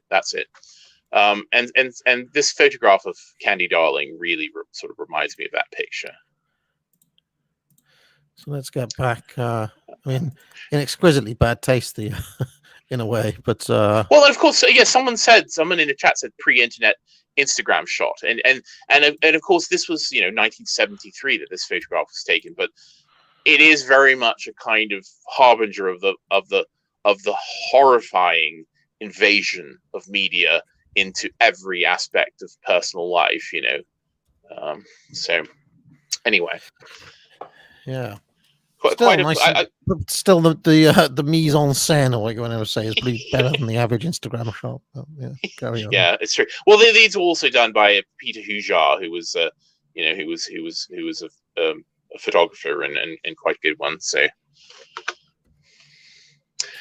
so another big change happened in Warhol's life in 1974.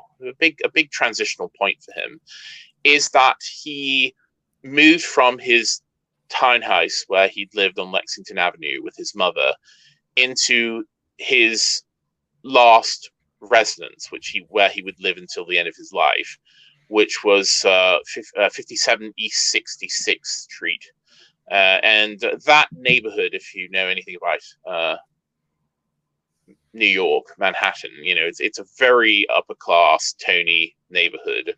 Warhol constantly later on referred to like his chic East 60s, living amongst the chic East 60s.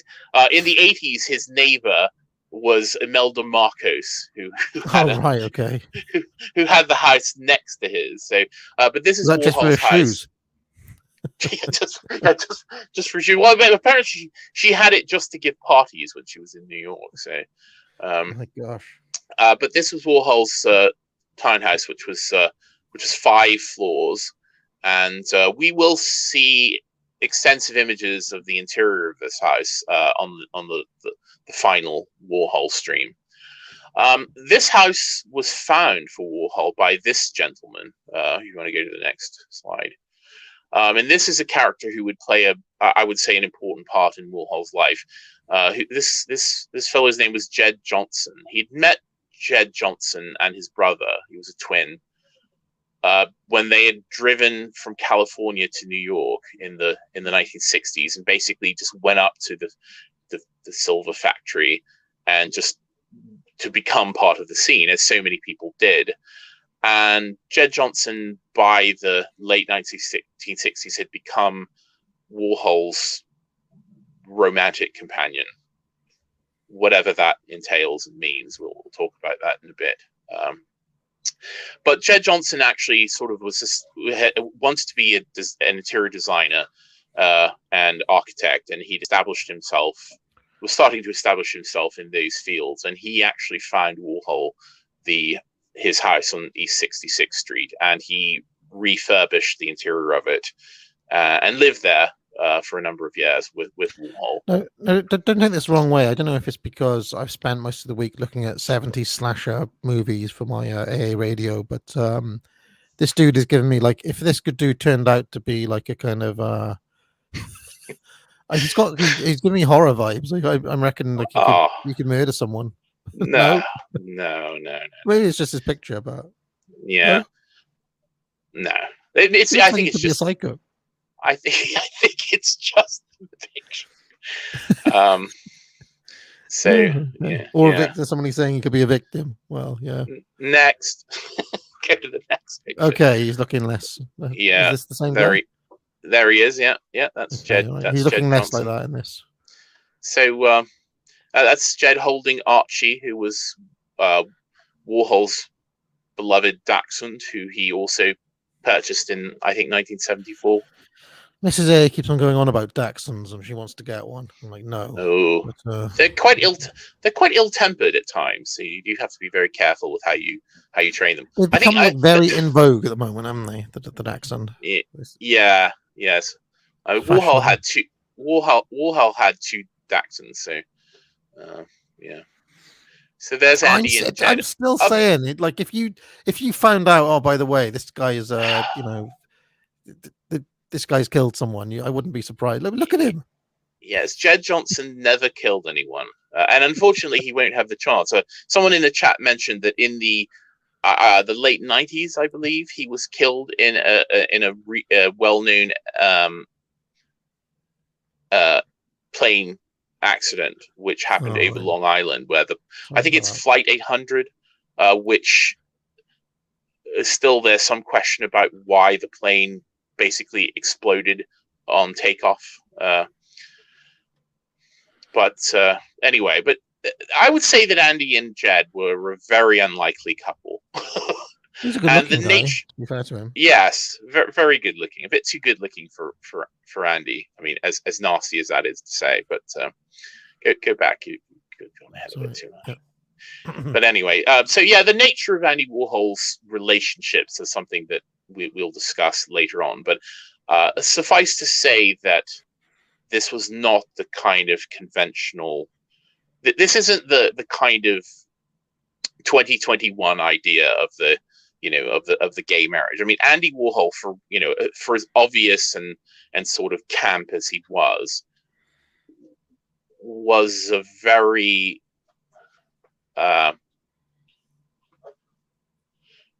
old style, slightly old-fashioned person.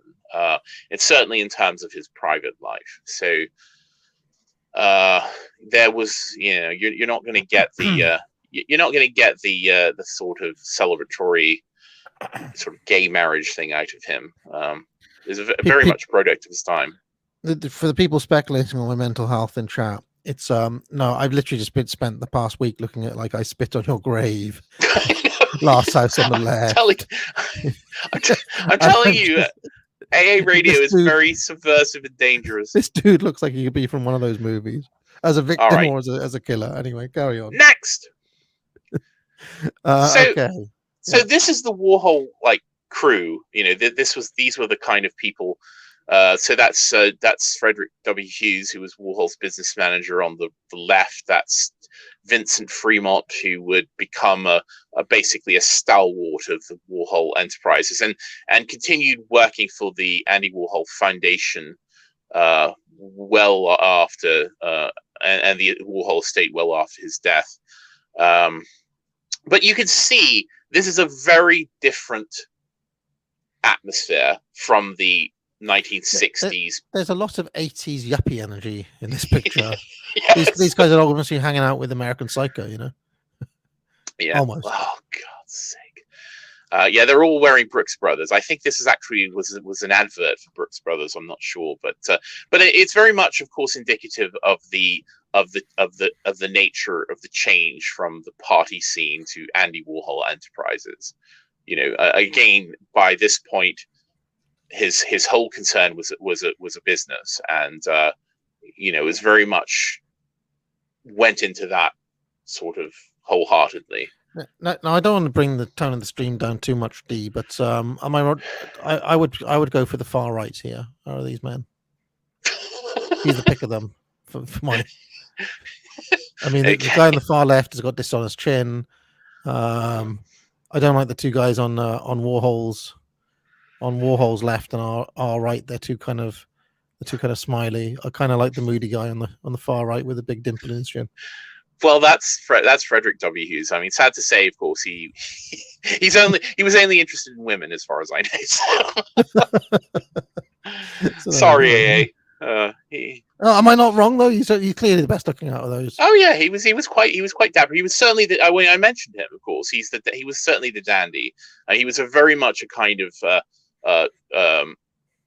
trailblazing character in that sense. This is a man who wore completely tailored Savile Row suits in the late 1960s, very much against the current of the times. The guy on the far left actually looks like he's from a 1920s or 1930s silent horror movie or something like that. He's got very he doesn't look like a man from that decade. He looks like a man from a bygone era. I don't know if it's because of what he's wearing or just his physiognomy or what, but anyway, let's shall we carry on? Yeah, go ahead. So as I said, 1974 was a year of transitions, and this was the penultimate, and using that term correctly, his next to the last location for Warhol's factory. So this is 860 Broadway, a lot less sort of impressive and an edifice, but this was became the location of Warhol's business concerns, Interview magazine, Warhol Enterprises, and his painting studio from 1974 until 1983, 84. They had I believe the third or fourth floor. I can't recall. But this became the office. Warhol, even though everyone keeps continue to refer to Warhol's studio as the factory, by this time Warhol had decided that it was completely corny to do that, and so he kept telling people in his circle not to call it the factory. It became the office, and henceforth, when Warhol referred to his studio, referred to his to his place of work, he always called it the office. I went to the office, went into the office. So he really is taking this growing up thing very seriously. Yes. Okay. And so I included some shots of 860 Broadway, which was the address of this. Just to give you an idea of the atmosphere. This is sort of up front when you first went in. You can see the Imelda Marcos influence immediately. The shoes, the shoes will come up later on, but that wooden bust of Leonardo da Vinci, I think it's an 18th century piece. Another one of these sort of fixtures that you see in a lot of pictures of Warhol's office at various times. I've decided I want to call AA Lodge the office now, inspired by Warhol. I want to skip the. Yeah, we're going to the office. Yeah, go on. Carry on. Oh, There's here's the Fred 1930s Hughes. guy again. There's Frederick W. Hughes. That's the one you said you fancied. No, is it? No, he looks terrible from this angle. Did you say you fancied the guy on the left or the right? No, the far right. The far right. Oh, the far right. Okay, yes. All right. I'm sorry. Right. I thought you would. Yeah, I was confused. Yeah, and the guy on the far left is the 1930s guy. Yes, that's Fred Hughes. Okay, you were talking about the he's still even there looks like he's from the 1930s. Yeah, he always dressed like that. As I said, he was a dapper Dan. He was, there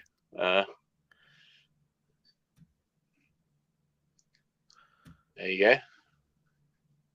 Okay, he's looking very thin there. Warhol is. Yes, his weight went up and down. He was sometimes quite dangerously thin. I think in the 80s his weight dropped to like 115 pounds, which is a bit scary. This guy again, he actually reminds me a little bit of the guy from Spark. Look at him, this Freddy character. All right, let's carry on. Okay. There's a conference room in at 860 where they would have like business lunches and such. Yeah. Look at that TV. Amazing. I love seeing old TVs like that, by the way. Yeah. There's Andy in the conference room. Philosophy of Warhol. Okay, I've read this book. So as I said, he really wanted to have a finger in every pie. He wanted to have the the show at the museum and the movie in the cinema and the play on Broadway, and he also wanted to be in the bestseller list. And so this was the sort of his beginning of his foray into the literary world. This was published in 1975, and as you said, you read this book, but it is I would say a very curious book. It is a philosophy book to some extent. At least that's the sort of I don't know. How would you describe this book? Kind of it's kind of uncategorizable, really, but it's kind of like a kind of elliptical autobiography in a way, but not. It I tell you, the only it reminded me a little bit of reading Bob Dylan's Chronicles, which was similar, kind of just like sort of about his life and about his work, but not because it has that stream kind of how can I say, like it's not stream of consciousness, but there's an idiosyncrasy to the style, and nothing is approached in order of time or anything like that. It's just kind of snapshots of like little bits of his life and little things like that. The only other work I've read that I compare to this would be Dylan's Chronicles, which has a similar quality, I would say. Yeah. Right. Now, of course, in keeping with the way Warhol worked, he didn't sit down at a typewriter and write this book. So the way that this book and his other literary products were done is that he basically sat down with a woman called Pat Hackett, who became very much instrumental in kind of establishing Warhol's literary voice, and did tape recordings. So this book was sort of compiled out of dozens and dozens of different sessions of recordings, notes that Warhol would take, or that other people would kind of note of things that he'd said. A lot of it was based on transcriptions of audio tapes. And there's even a couple of sections of the book that are literally just transcriptions of phone calls that Warhol had with Pat Hackett and with other people. I don't know if you read, there's a chapter near the end of the book called The Tingle, which is about like 15 pages of a narrative of a woman, in this case, Warhol's longtime friend, Bridget Berlin, obsessively cleaning her like hotel room. Talking about like using cotton balls and alcohol to like clean the keys of the typewriter. In fact, now I think of it, that's what the book is. It's a series of character portraits of various people in his life. I think that's probably the most accurate description I can think of, because each of the chapters, now that I think of it, is based on a different person or a different superstar or whatever. So and to explain the title, so he calls it, so he A to B. I mean, in the book, he's obviously A, Andy, and B is whoever he's talking to. So basically, this book is a series of conversations between an A and a B, whether that B is Pat Hackett or Bridget Berlin or Bob Colacello or any number of other people. Each bit starts with a phone call, doesn't it? That phone call. There's a whole chapter where they're in a lobby in a hotel in Italy. There's a chapter where they go they go shopping and end up at Macy's. So if you go to the next one, I've made some excerpts from this book. The most beautiful thing in Tokyo is McDonald's. The most beautiful thing is Stockholm is McDonald's. The most beautiful thing is Florence is McDonald's. Peking and Moscow don't have anything beautiful yet. So it just gives you a bit of the flavor of this book. You want to go to the next one? I've got another one. You want me to read it? Yeah, if you'd like. Business art is the step that comes after art.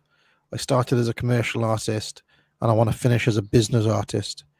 After I did that thing called art, or whatever it's called, I went into business art.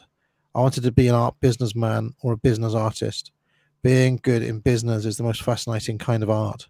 During the hippie era, people put down the idea of business. They'd say money is bad and working is bad, but making money is art and working is art. And good business is the best art. Based in capitalism pilled. At the end of my time, when I die, I don't want to leave any leftovers, and I don't want to be a leftover. I was watching TV this week, and I saw a lady go into a ray machine and disappear. That was wonderful, because matter is energy, and she just disappeared. She just dispersed. That could be a really American invention, the best American invention, to be able to disappear. So there we go. And there he is with Mick Jagger. Yeah, so Warhol befriended Mick Jagger in the late 1960s, and he would become a kind of one of the sort of occasional fixtures of Warhol's friend group. But in, I think, I can't remember what year, someone who's a big fan of the Rolling Stones would remember, Mick asked Warhol to do the cover of the record that became Sticky Fingers, which is a quite well-known Rolling Stones record. By the way, that's also William Burroughs between Mick and Andy there. So Yeah, I'm trying to think of when Sticky Fingers would have been. I want to say 69 or 70 off the top of my head. yeah, I'm not a huge Rolling Stones fan, but Sticky Fingers is about 69. I would have thought. yeah. Hang on, let me see.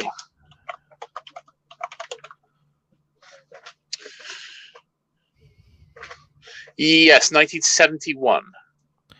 Oh, okay. There we go. Released in April 71. Yeah. Well, there we go. Yep. So if you go to the next one, you can see the cover that Warhol did for Sticky Fingers. Famous album cover. Yeah. Very famous album cover.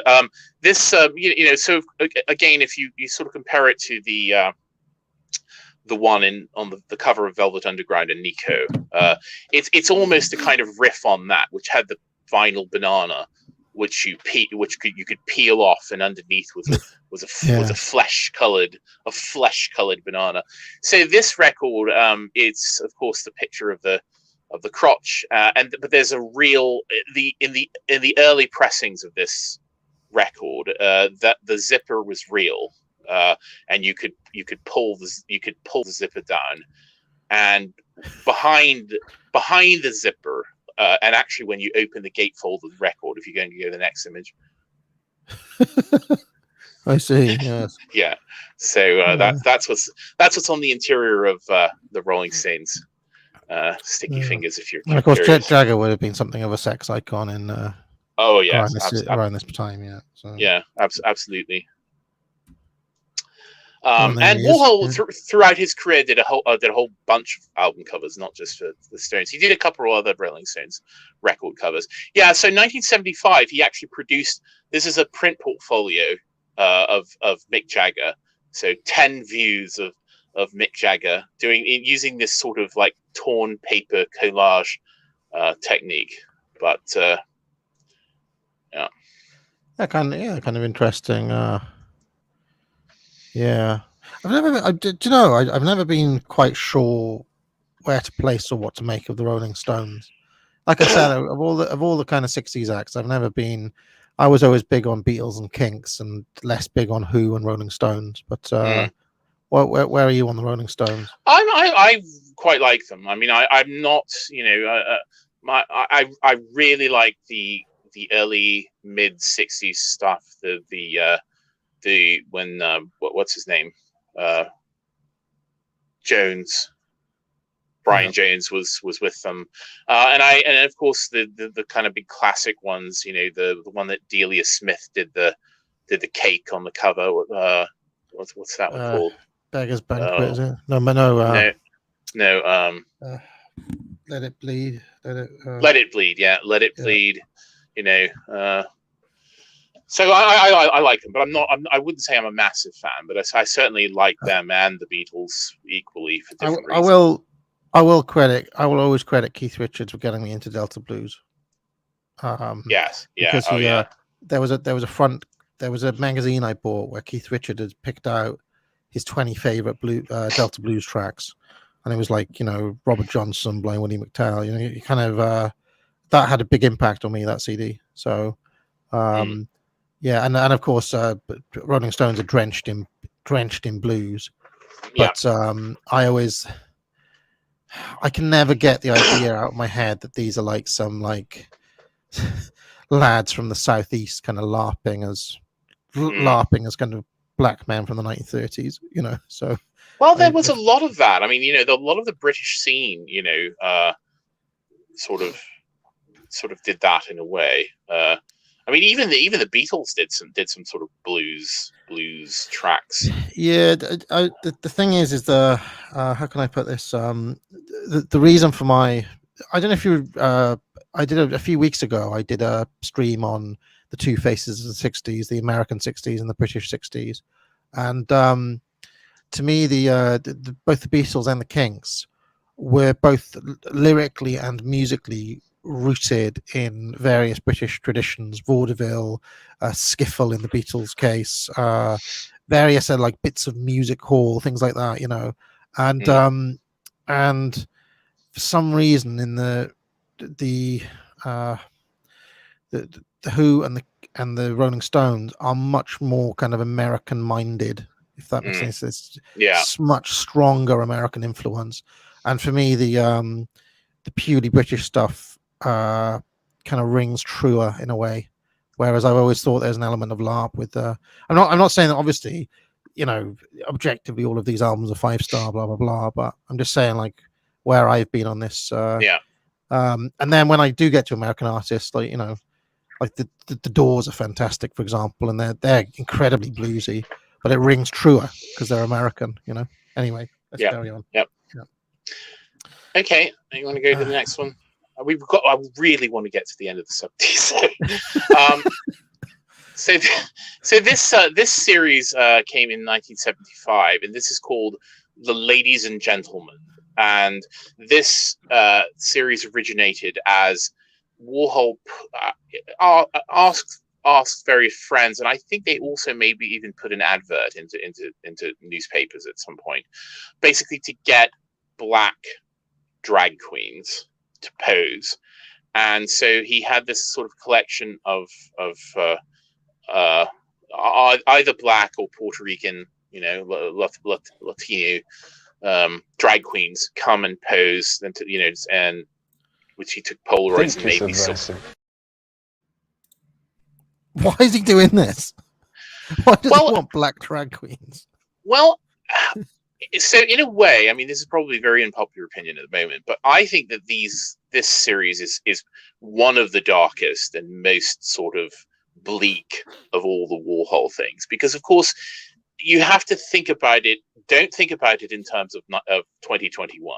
You have to think about it in terms of the time. And so at the time and the place, these would have been characters. I mean, if Candy Darling was a kind of fringe character, being a drag queen in the 1960s, in America, then these drag queens were even more fringe characters. These were people on the very edges of society. He would have had great difficulties not only within the larger society of America at the time, but especially within their own communities, where of course masculinity is sort of presented and performed in a very different way than it is in white culture. So dark, taking the masculine black man and so subordinating him to Western modernity that he literally made him into this stuff. Yeah, well, I mean, they made themselves into this. They made themselves into this. It's even worse. And that's how power really functions. You do it to yourself. You do, and that's what really hurts. Oh dear, oh dear. Well, yes. So, and of course, these were not the Candy Darling types. These were not. I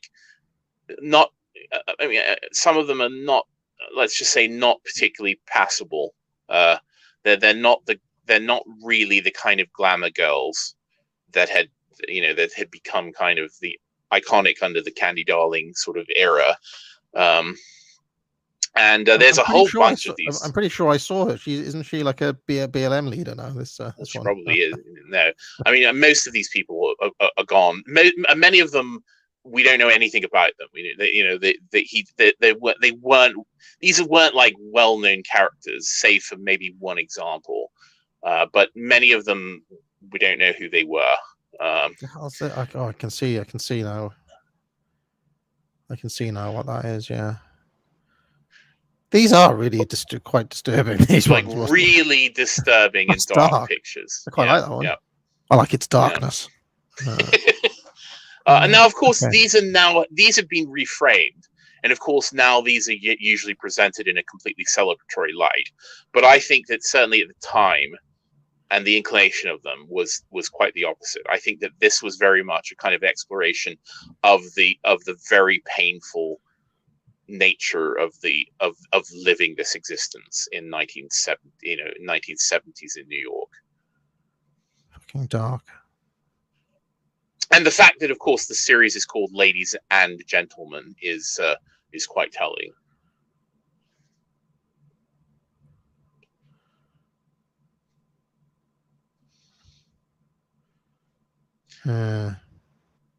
These are really dark. I don't know what it is about these ones. Yeah, There's just I'm something glad kind of haunting you, about them. because I've told people that I always think that these are some of the bleakest of Warhol's work, and I think a lot of people don't quite get that. But there's just something about them that just seems, it's just really, really, There's sad. There's sadness. sadness. Yes, Yeah. very sad, very sad. Oh. All right, so Right. here's another. Yeah. Who? Do you want me to read it? Yeah, go ahead. When I did my self-portraits, I left all the pimples out because you always should. Pimples are a temporary condition, and they don't have anything to do with what you really look like. Always admit the blemishes. They're not part of of the good picture you want. There we go. So I included this quote because a huge aspect of Warhol's work that developed in the 70s and continued into the 80s, and one of the things that brought him an enormous amount of money, was that he decided to become a commercial portrait artist. And this is interesting because, of course, it's both a business decision. It was a very smart business decision, as we'll see. But it also became kind of another artistic project. And I sort of take all the Warhol portraits, I sort of take them as all kind of part of the same massive, decades-long kind of conceptual project, which is, again, here's a man who became well known for making sort of portraits of the tragic Hollywood star, Marilyn Monroe, and portraits of Elvis, and portraits of, Natalie Wood and Liz Taylor, and then, of course, did the Mao portraits that we looked at. So the idea, I think, the sort of conceptual idea of these is that, well, Warhol painted Marilyn Monroe, and he can also, for a fee, paint you as well, and he can turn you into an icon who holds in his work a kind of simulacrum of the stature of one of these starlets that he became known for painting. Now, of course, this was a radical idea. People say, well, Warhol, he's an kind of elite character, and there's, whatever. But this was absolutely not the done thing amongst the intellectual and avant-garde art crowd in New York in the 1970s.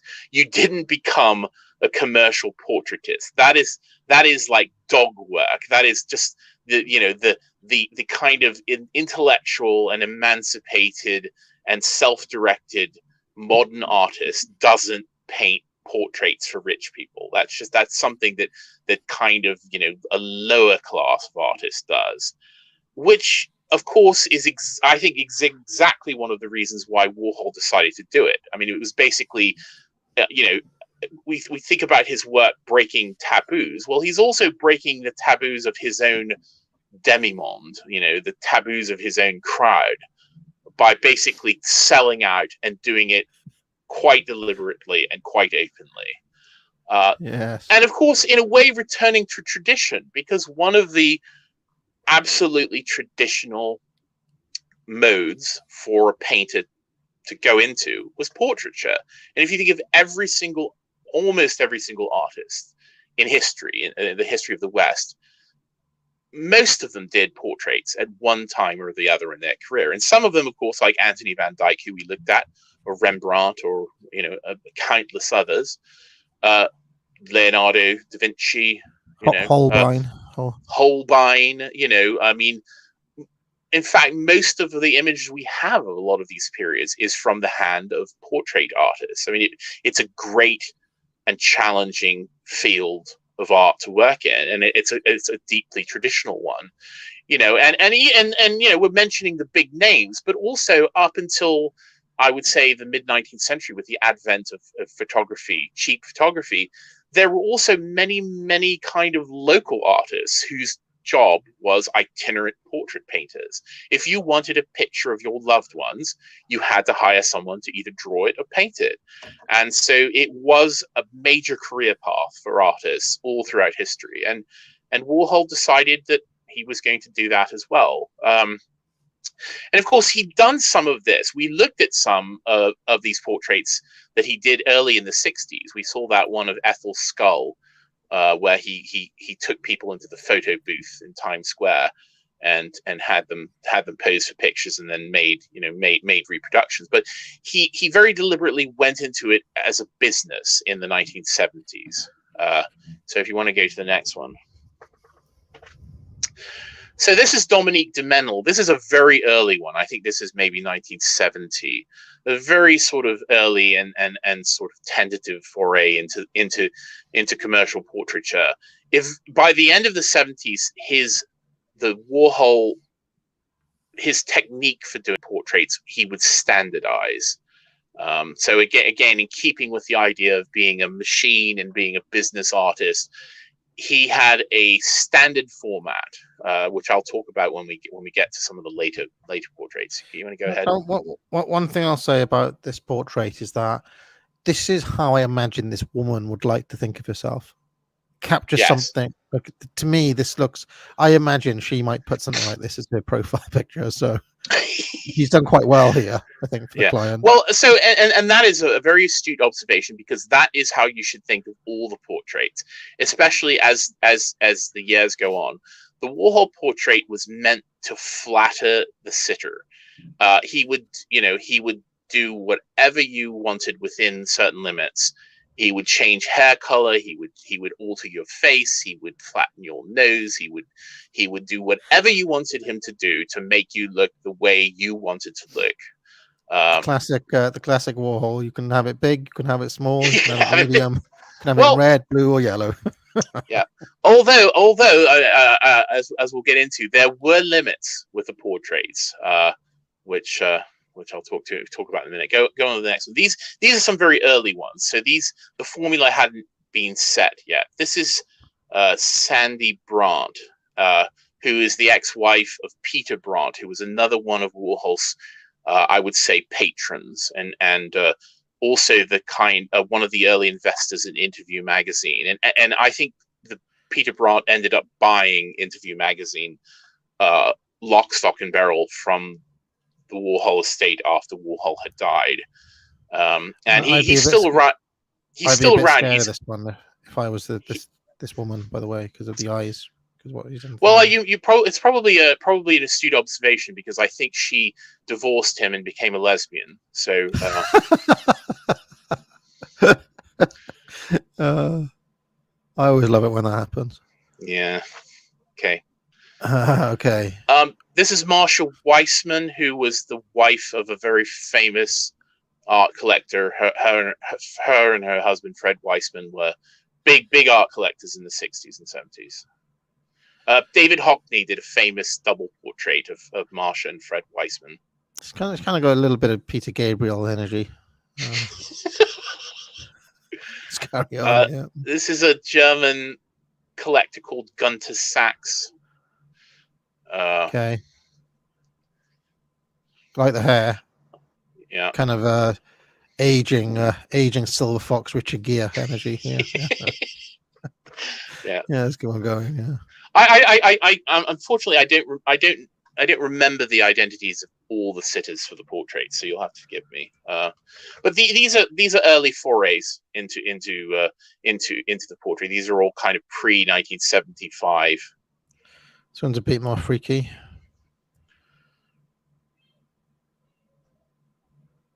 Okay. Wow, that looks a lot like the front cover of Hunky Dory, actually. It does a bit, doesn't it? Yes. Oh, I never thought about it. I think this is Helena Rokas, who was a fashion designer, or behind the house. I may be wrong about that. I'm not a big fashion person. I'm a sucker for the witch. It looks a bit witchy, this girl. Okay. Okay, yep. This is Man Ray, who's a famous photographer and artist from the Surrealist period. Cool cigar and his scar and cap. Yeah. Who's this? This is so mostly if you see women in these portraits, they are generally society ladies. So Right.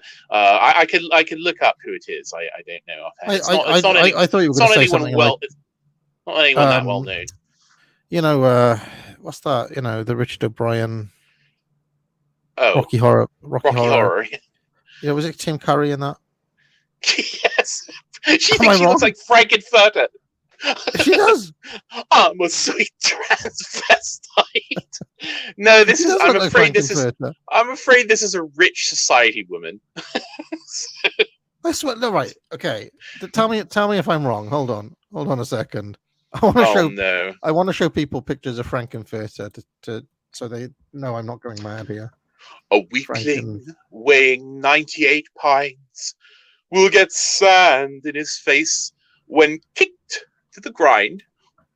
I can sing that entire show, by the way. Right. I may have appeared in that show at one point in my life. Massive Frankenfurter energy on this woman. There's Frankenfurter. Right. Look. Right, now let's look at her again.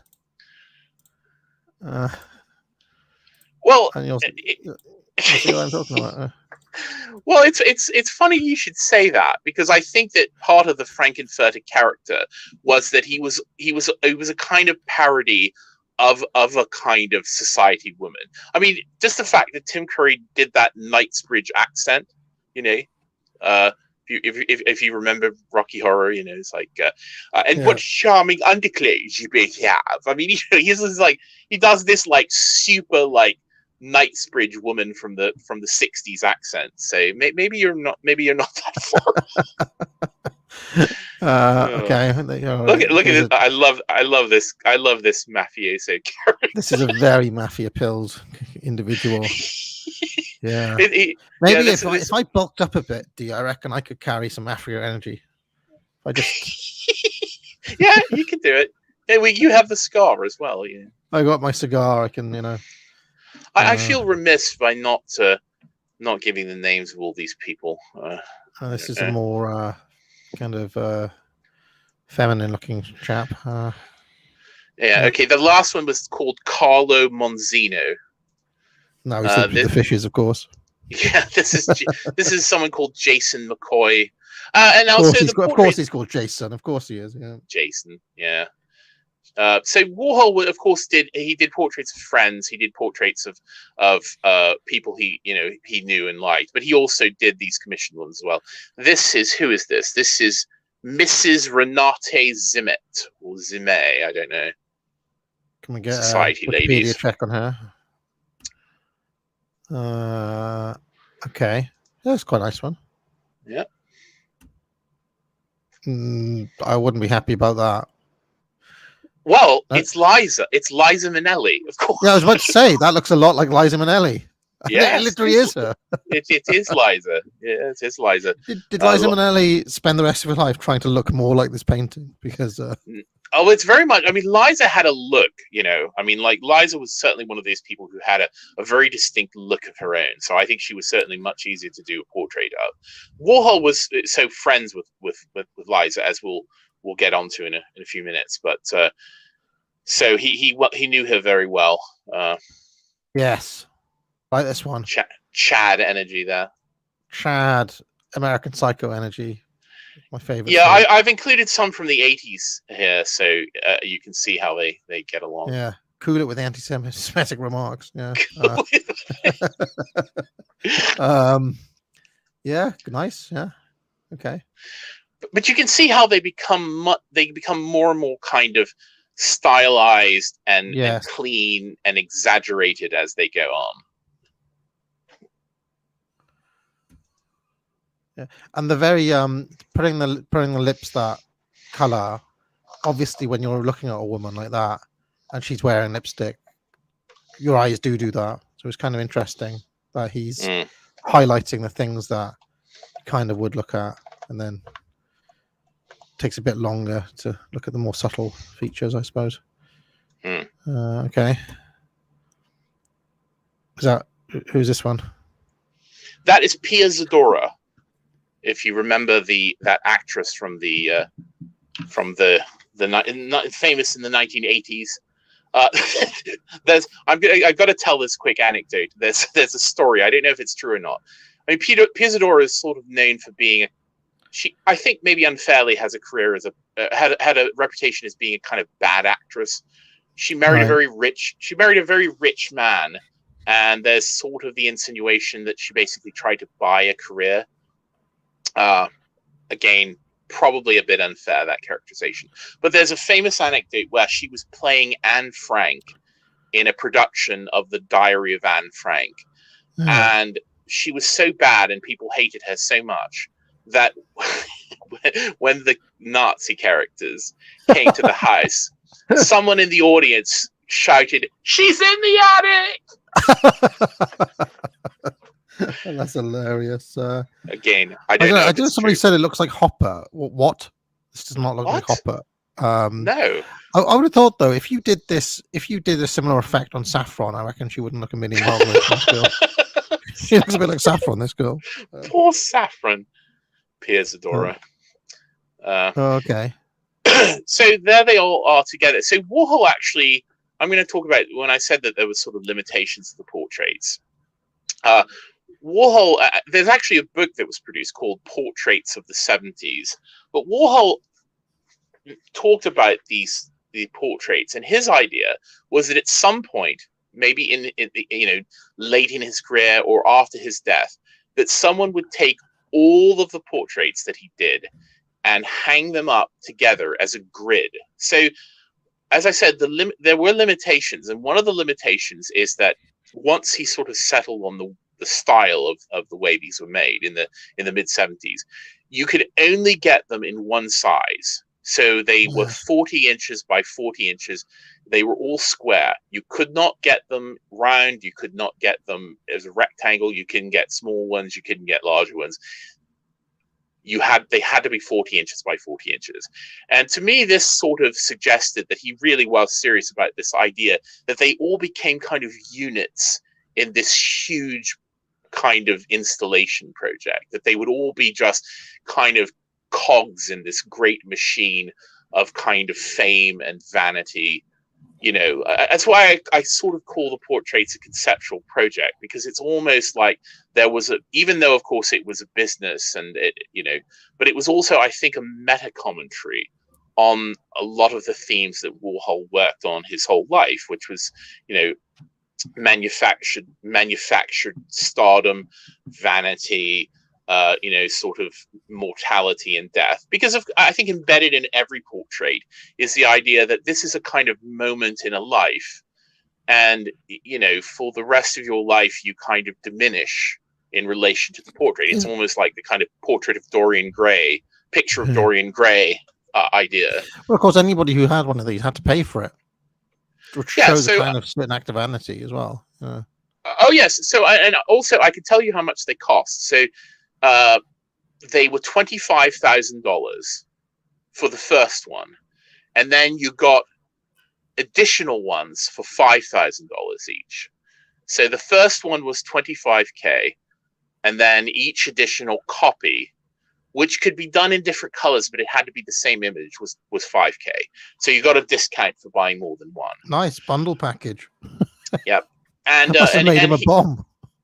He made a fortune doing these. As I said, this was the main source of his income from about 1975 until the end of his days. He produced. Well, you don't have to sell a couple every year. He could just live on, Oh, he produced some more than a couple. What I'm saying is, though, back in those days, $25,000. If he sold two a year, he could easily live on that for the rest of his life. Yes. But I'm guessing he was doing a lot more than two a year. Yes, he was selling 100 of them, or more. And of course, one of the jobs of many of the people who worked for him, especially Bob Colacello, another fellow I've mentioned who he hired to write for Interview, but who became kind of a business associate. Bob Colacello was very good at getting people to buy portraits. So they would go to every kind of high society dinner that you could possibly imagine. And so by the 1970s, Warhol and his crowd were not hanging out with just like, you know, sort of drag queens and junkies anymore. They're literally hanging out with billionaires and royalty and captains of industry and Hollywood celebrities. I mean, he had basically bought his way into the highest echelon of society, and they I just went to buy. Sorry, D. I just went to buy Warhol's portraits on Amazon. 772 quid. What, portraits of the 70s? Just Andy Warhol's portraits, a collection of them in hardcover. 700 quid. Yeah. Oh, some of those books you're not going to be able to get. No, you're not. They're going to be out of print and very expensive. But anyway, sorry to interrupt you, but I'm actually, I would be interested in getting a book of these because they look interesting. But, yeah, they're very interesting. And again, there's so many people that he painted. I mean, everyone that you could possibly imagine that you know was anything at all during the period. That Ella Fitzgerald bottom right there. I don't think so. No. But it's possible. That I mean, there's some well-known people amongst all of them. As I said, he painted friends and customers alike. All right, shall we? Yeah. So let me just see if there's anything else I want to say about the portraits.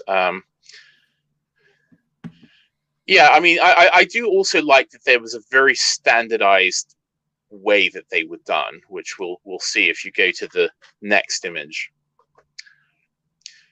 So Warhol had a Polaroid camera. That he used this camera, and I think he ended up settling on one called the Polaroid Big Shot, which was it had a particular kind of focal length and a particular kind of effect that he liked.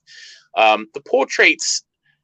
So when you would sit for a portrait, you would, you know, again, it was a very regimented affair. You would come over to the office, and if you would frequently, he would have the sitter put white makeup on their face and neck, because what you wanted in the end was a photograph where all the kind of shadows were bleached out. You just wanted to see the sharp features. And he also used the flash because, again, the kind of washed out effect that you get from a flash made the production of the acetate to make the silk screen. It made it much easier.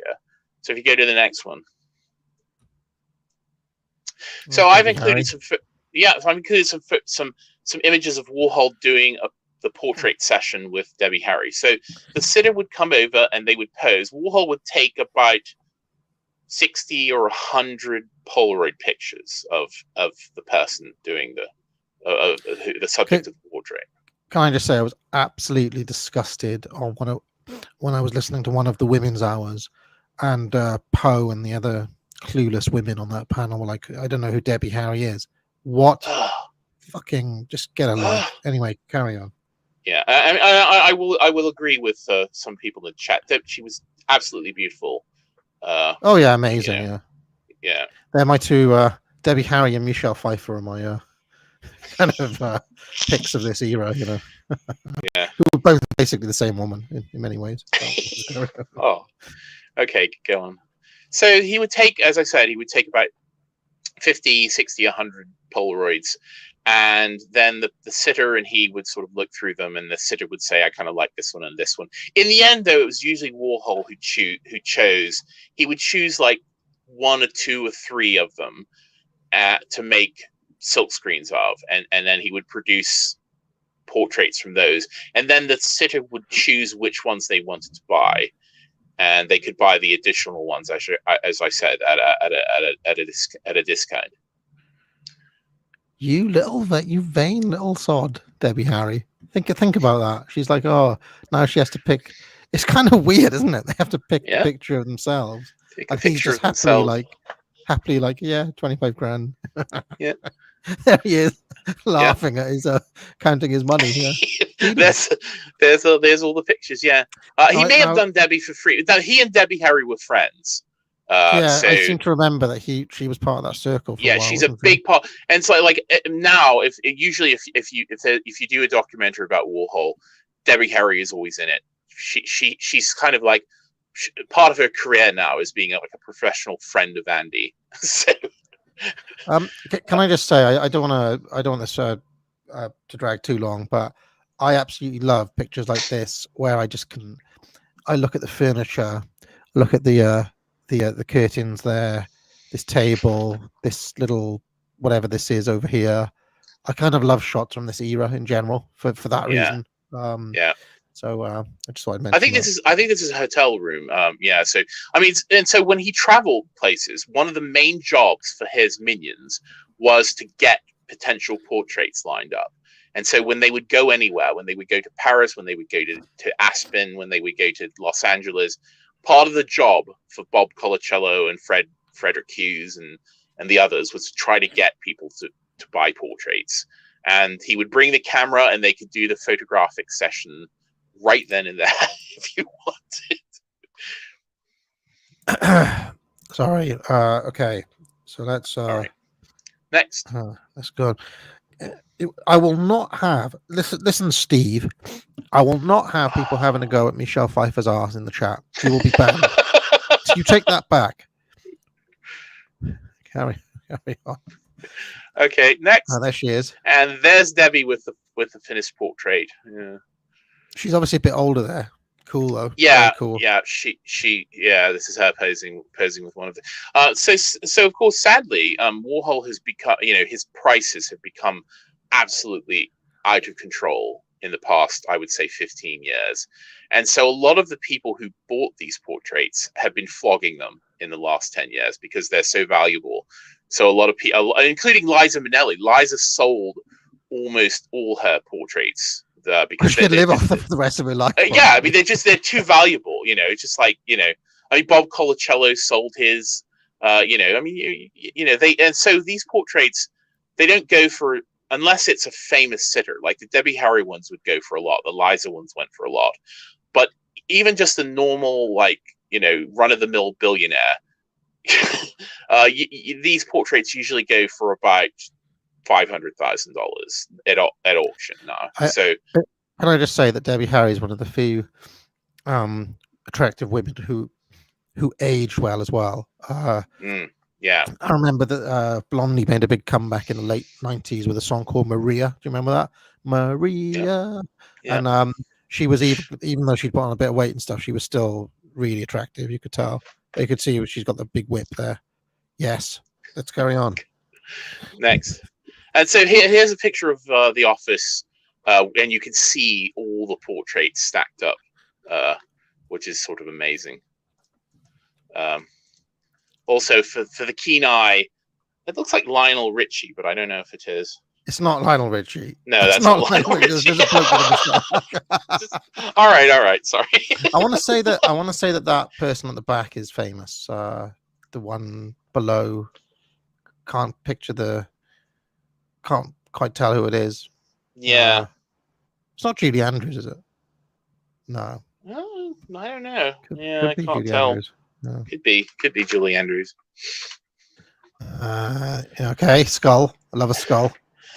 Well, you're gonna love what's coming up. So, Warhol, of course, at the point where he was doing commercial portraits in the 70s, he also did new sets of self-portraits. So basically, every few years in his career, he would kind of return to the subject of self-portraits, and he did some in the mid 70s. You go to the next one. The 70s Warhol portraits are very strange. A lot of them are kind of double images. They're kind of double exposures, double prints. Fucking hell. This one is him being strangled. So this one's literally called strangulation. Is he being strangled by Jed? No, Jed didn't strangle him. For goodness sake. So okay. Of course, okay, you can go ahead. As I said several times, I think one of the overarching subjects of Warhol's work is death, the idea of mortality, the memento mori. And in a way, a lot of Warhol's work is kind of a return to tradition. And a very big subject for art in the past was literally what's called the memento mori, the reminder of death. basically an image that is meant to make generally the Christian viewer sort of contemplate the fact that all this will pass away, that they have to contend with the idea that their soul will be judged, that all the glories of the world will pass away. There's the Holbein, isn't there, with the skull in there, the famous one. Yes, the French ambassador. It was a huge subject all throughout art history in many different places. The skull featured largely in the 17th century Dutch Vanitas paintings. Again, a big subject in art. And so, of course, Warhol decided to have a go. So I'm going to go to the next one. Oh, I've been given the steel eye from Mrs. AA. Oh, no. Please, Mrs. AA. Oh, what's this?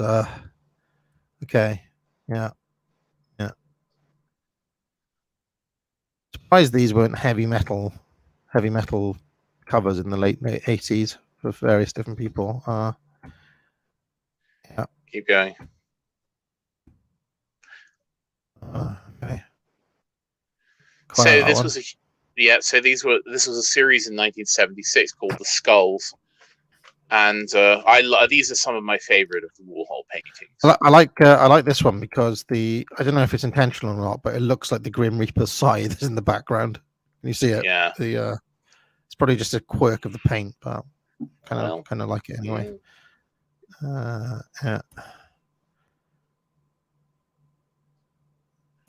That's a drawing. I like this series because it's skulls, and I'm well into skulls. And again, there's a skull in every size and every color. Indeed, just like in real life, eh? Oi!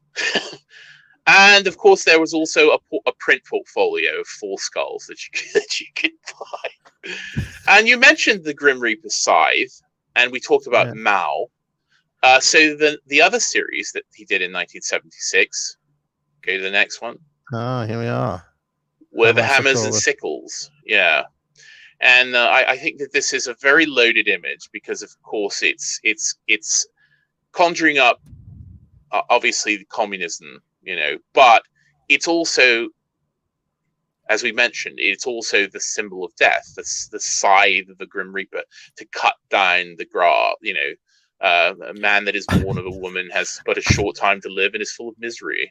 I like how the scythe is clearly being manufactured by a private company, Champion. Well, that's the other funny thing is because he literally sent one of his minions to a hardware store, and they bought a scythe and a mallet, and he took the photographs of them, and that is what the hammer and sickle is. They're literally manufactured products. So again, it's one of these multivalent sort of Warhol ideas. The communist still lingering in the background. I love it. Okay, this one's interesting because it kind of looks like a person bending over and working as well as being a hammer and sickle to me. Yeah, there's a lot of different quote poses of the hammers and sickles.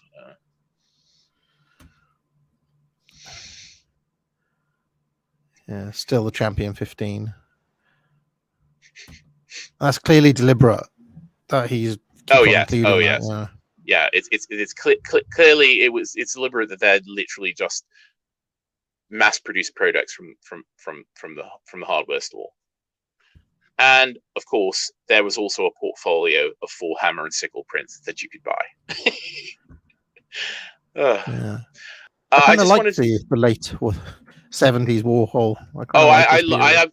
These are some of my favorite works. I really love these mid-70s work. The hammers and sickles and the skulls are kind of 2 of my favorite series of his, and the Maos. So I just thought I'd bring up interviews. So what started as a kind of literally a kind of shoestring budget mimeographed magazine became a going concern. As I said, one of the major activities of Andy Warhol Enterprises was producing this magazine. It was it was basically interviews with. It started out as being focused on film, but it ended up being kind of a large size, glossy, pop culture celebrity magazine that featured interviews with various people.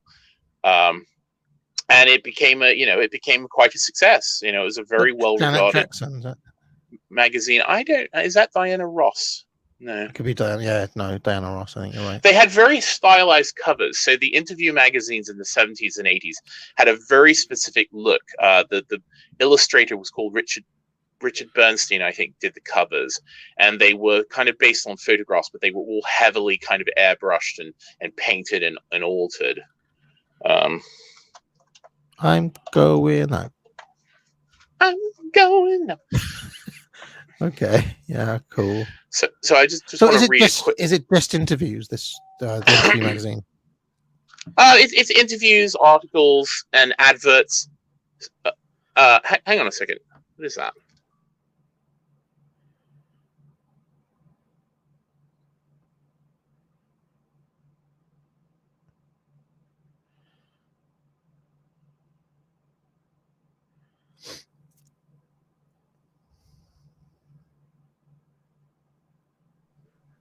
Sorry about that. Delivery. I just want to read a quick. I just want to read a quick. Can I just say something, by the way, of delivery? Do you remember I was saying how the delivery drivers always called something like Karen, and they turn up and it's clearly Mohammed or like Abdul or something? Well, the last delivery driver I had was actually a middle class woman, white woman, who was like, "Oh, hello, thanks for the tip and everything. I've just left it there." Makes a hell of a difference, Makes a hell of a difference. But anyway, let's carry on. Interview. Carry on, D. Oh, sorry about that. I'm still okay. Maybe I may have to deal with this again.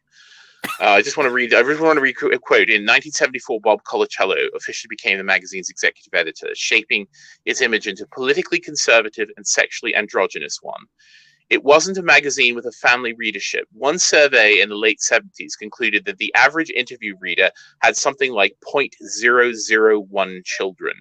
Its editorial policy and advertising policies were elitist to the point of being dedicated, as Bob Colacello once explained, to, quote, the restoration of the world's most glamorous and most forgotten dictatorships and monarchies. Which I quite like that description. And it does very much speak to Warhol's milieu at the time. It was most of the people around him, Bob Colacello included, were quite open sort of political conservatives, reactionaries of one type or the other. And many of the kind of people that were kind of advertising and involved with Warhol circles and with Interview magazine would have been of that stripe. So. Is this Jed as an older man? No, this is Halston. So we'll sort of bring this up. Halston was a fashion designer, American fashion designer, and he became sort of friends with Warhol and a constant figure in some of these late Warhol things. Hang on, there's a bit of commotion. Hang on.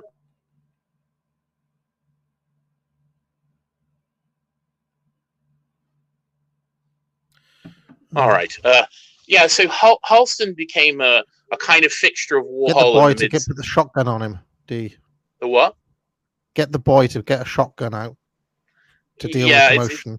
It's very difficult. Very difficult keeping control over these things. They can't get the help these days.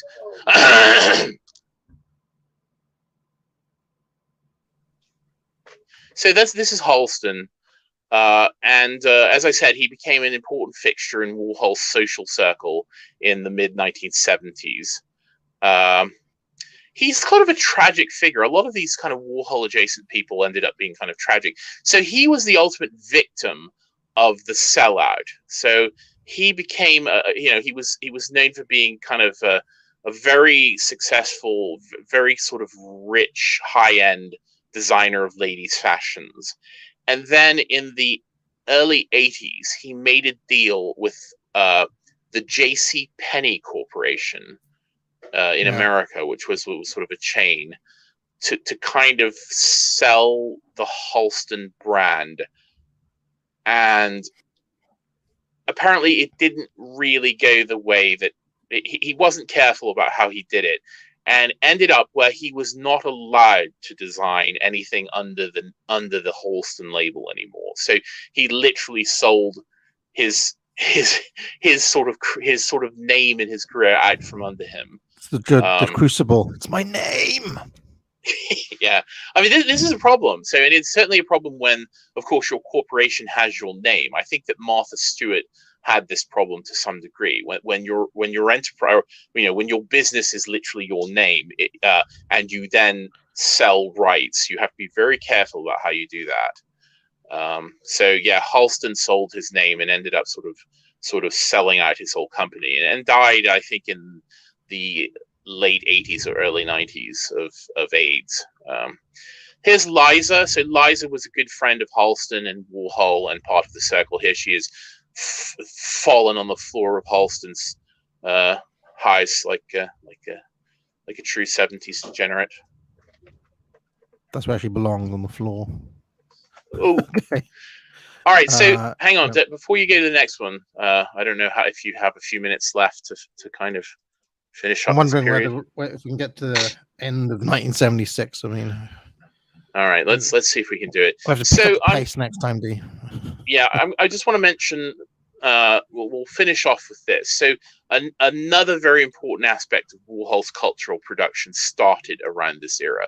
So you remember I mentioned that he got audited by the IRS starting in 1974. Yes.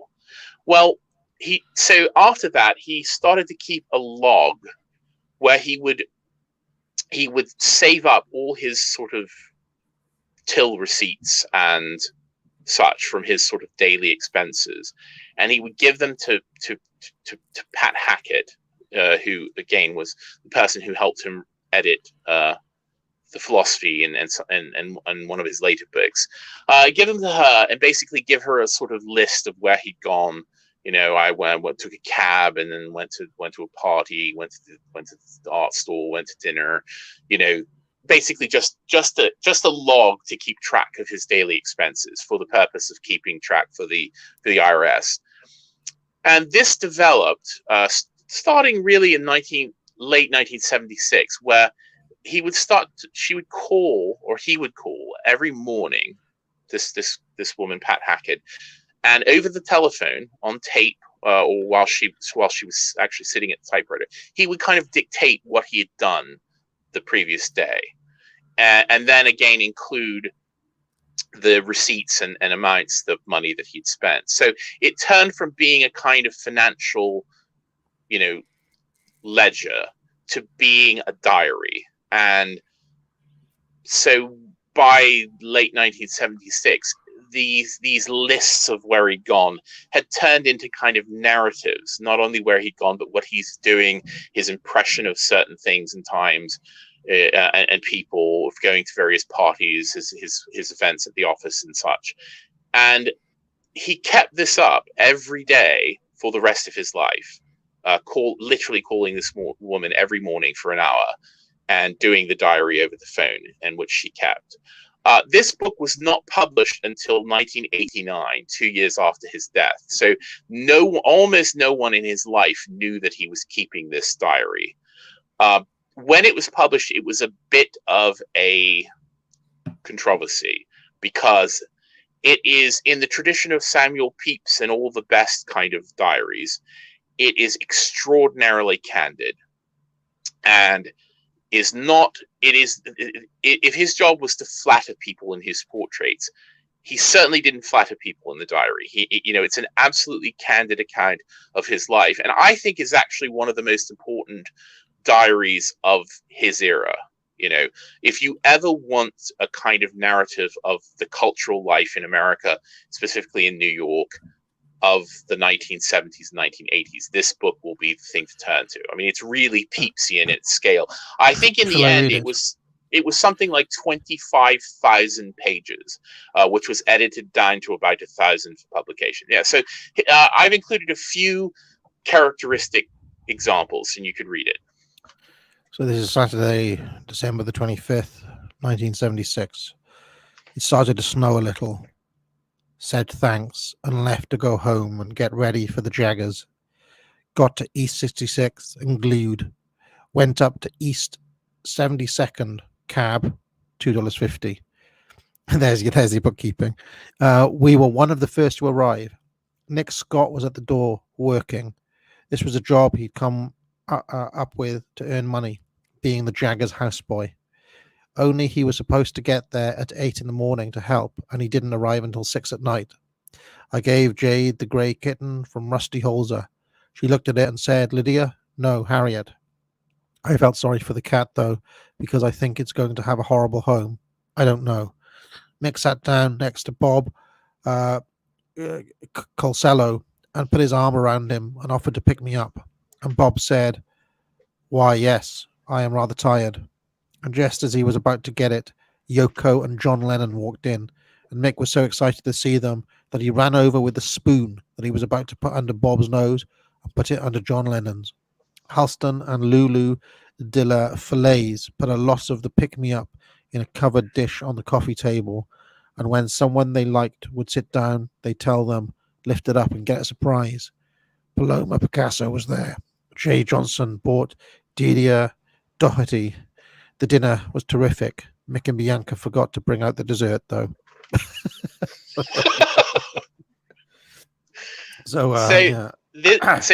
This diary is absolutely full of this material. I mean, everyone you could possibly think of at the time makes an appearance in this diary, and of course, as I said, Mick Jagger, Holston, Liza Minnelli, Truman Capote, like people that Warhol was closer to, make lots of appearances in the diary. And if you want to do another one. Tuesday, July the 5th, 1977, Rupert came by.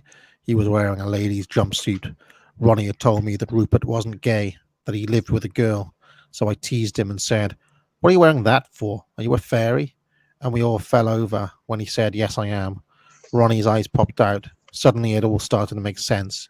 The blonde hair puffed up, the walk, the women's clothes. He was gay. Victor called. He said that Halston threw him out, accused him of stealing the coke. Victor says Halston keeps me most of the coke in the safe, but he doesn't know that Victor can open the safe. He also detected that Victor had a gangbang because there were greasy handprints on the walls and come on the ultra suede.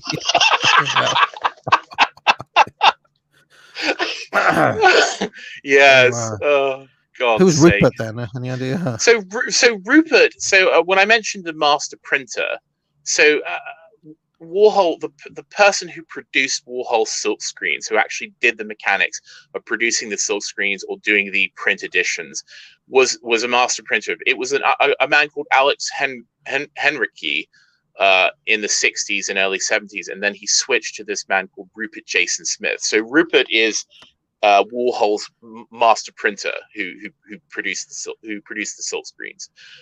Victor was a man called Victor Hugo, who was Halston's kind of on again, off again lover. Not that that's a Victor Hugo, obviously. No, not that one. No, but I think, although I do think it was, I think he chose the name based upon that association. Okay, last one then, and then I'm gonna get the cane carrying me off from Mrs. A in a minute. So all right. The cane where they used to drag them off stage. Yeah. Tuesday. This is hang on. Also, be aware that this is the next slide is the continuation of this. So okay, all right. Yeah. Tuesday, January 3rd, 1978. When I got home from the office, I made a lot of phone calls, then walked over to Halston's to pick up Bianca. She was cooking like a Puerto Rican, and she had the whole house smelled up with onions and hamburgers. She had them out on the counter. We cabbed up to 86th Street, $2.75. And we finally hit Saturday Night Fever at the right time, and we were able to get in. Well, the movie was great. That bridge thing was the best scene, and the lines were great. Can I just say, if you watch Saturday Night Fever today, you'll be struck by this sheer amount of... it's one of the few films I can think of which is laced with the C word. They say the C word a lot in that film. Really? Yeah, Been it years really since struck I've me seen last it. time. It Yeah. really is quite edgy and gritty in a way that you wouldn't expect going into it. Yeah, it's, I guess, the new kind of fantasy movie. You're supposed to stay where you are. The old movies were things like Dead End, and you had to get out of the dead end and make it to Park Avenue. Now they're telling you that it's better off to stay where you are in Brooklyn to avoid Park Avenue because it would just make you unhappy. It's about people who would never even think about crossing the bridge. That's the fantasy. And they played up Travolta's big solo dance number, but then at the end, they made the dance number with a girl, so nothing, so underplayed. They were smart. And New York looked so exciting, didn't it? The Brooklyn Bridge in New York. Stevie Rubell wants to do a disco movie, and I don't think you could do another one. This one was so great. But why didn't they do it as a play first? What was this first? A short story? They should have milked it, done it as a play first, and it would have run forever. Halston and Bianca were in the kitchen cooking together, and he said he had so much energy he wanted to go dancing. He told me lots of gossip. He said that the night before, when the doorbell rang, it was Liza Minnelli. Her life's very complicated now. Like she was walking down the street with Jack Haley, her husband, and they'd run into Martin Scorsese, who she's now having an affair with. And Marty confronted her, and she was also having an affair with Barry Shinkoff. And Marty said, "How could she? This is going on with her husband, Jack Haley, standing there." And Halston said that it was all true. And he also said that Jack Haley wasn't gay. You see, I was right. I didn't think so. Halston and Jack likes Lisa, but what he really goes for is big, curvy, blonde women. So when the doorbell rang the night before, it was Liza in a hat pulled down so nobody could recognize her. And she said to Halston, "Give me every drug you've got." So he gave her a bottle of Coke, a few sticks of marijuana, a Valium, 4 Quaaludes, and they were all wrapped in a tiny box. And then a little figure in a white hat came up on the stoop and kissed Halston. It was Marty Scorsese. He'd be hiding around the corner. And then he and Liza went off to have an affair on all their drugs. What the fuck? Bianca had been fighting with Victor before he came because Victor was eating all the hamburgers she'd made, and she was saying to save some for Dr. Giller, but I think she just wanted them for herself. Her ass had gotten really big. The Sex Pistols arrive in the US today. Punk is going to be big. They're so smart, whoever's running their tour, because they're starting in Pittsburgh where the kids have nothing to do, so they'll go really crazy. They wanted to go out, but Halston didn't like the way Bianca looked, so he put 3 feathers in her hair. Oh, and Victor had just come over to get an extra bottle of Vaseline from upstairs.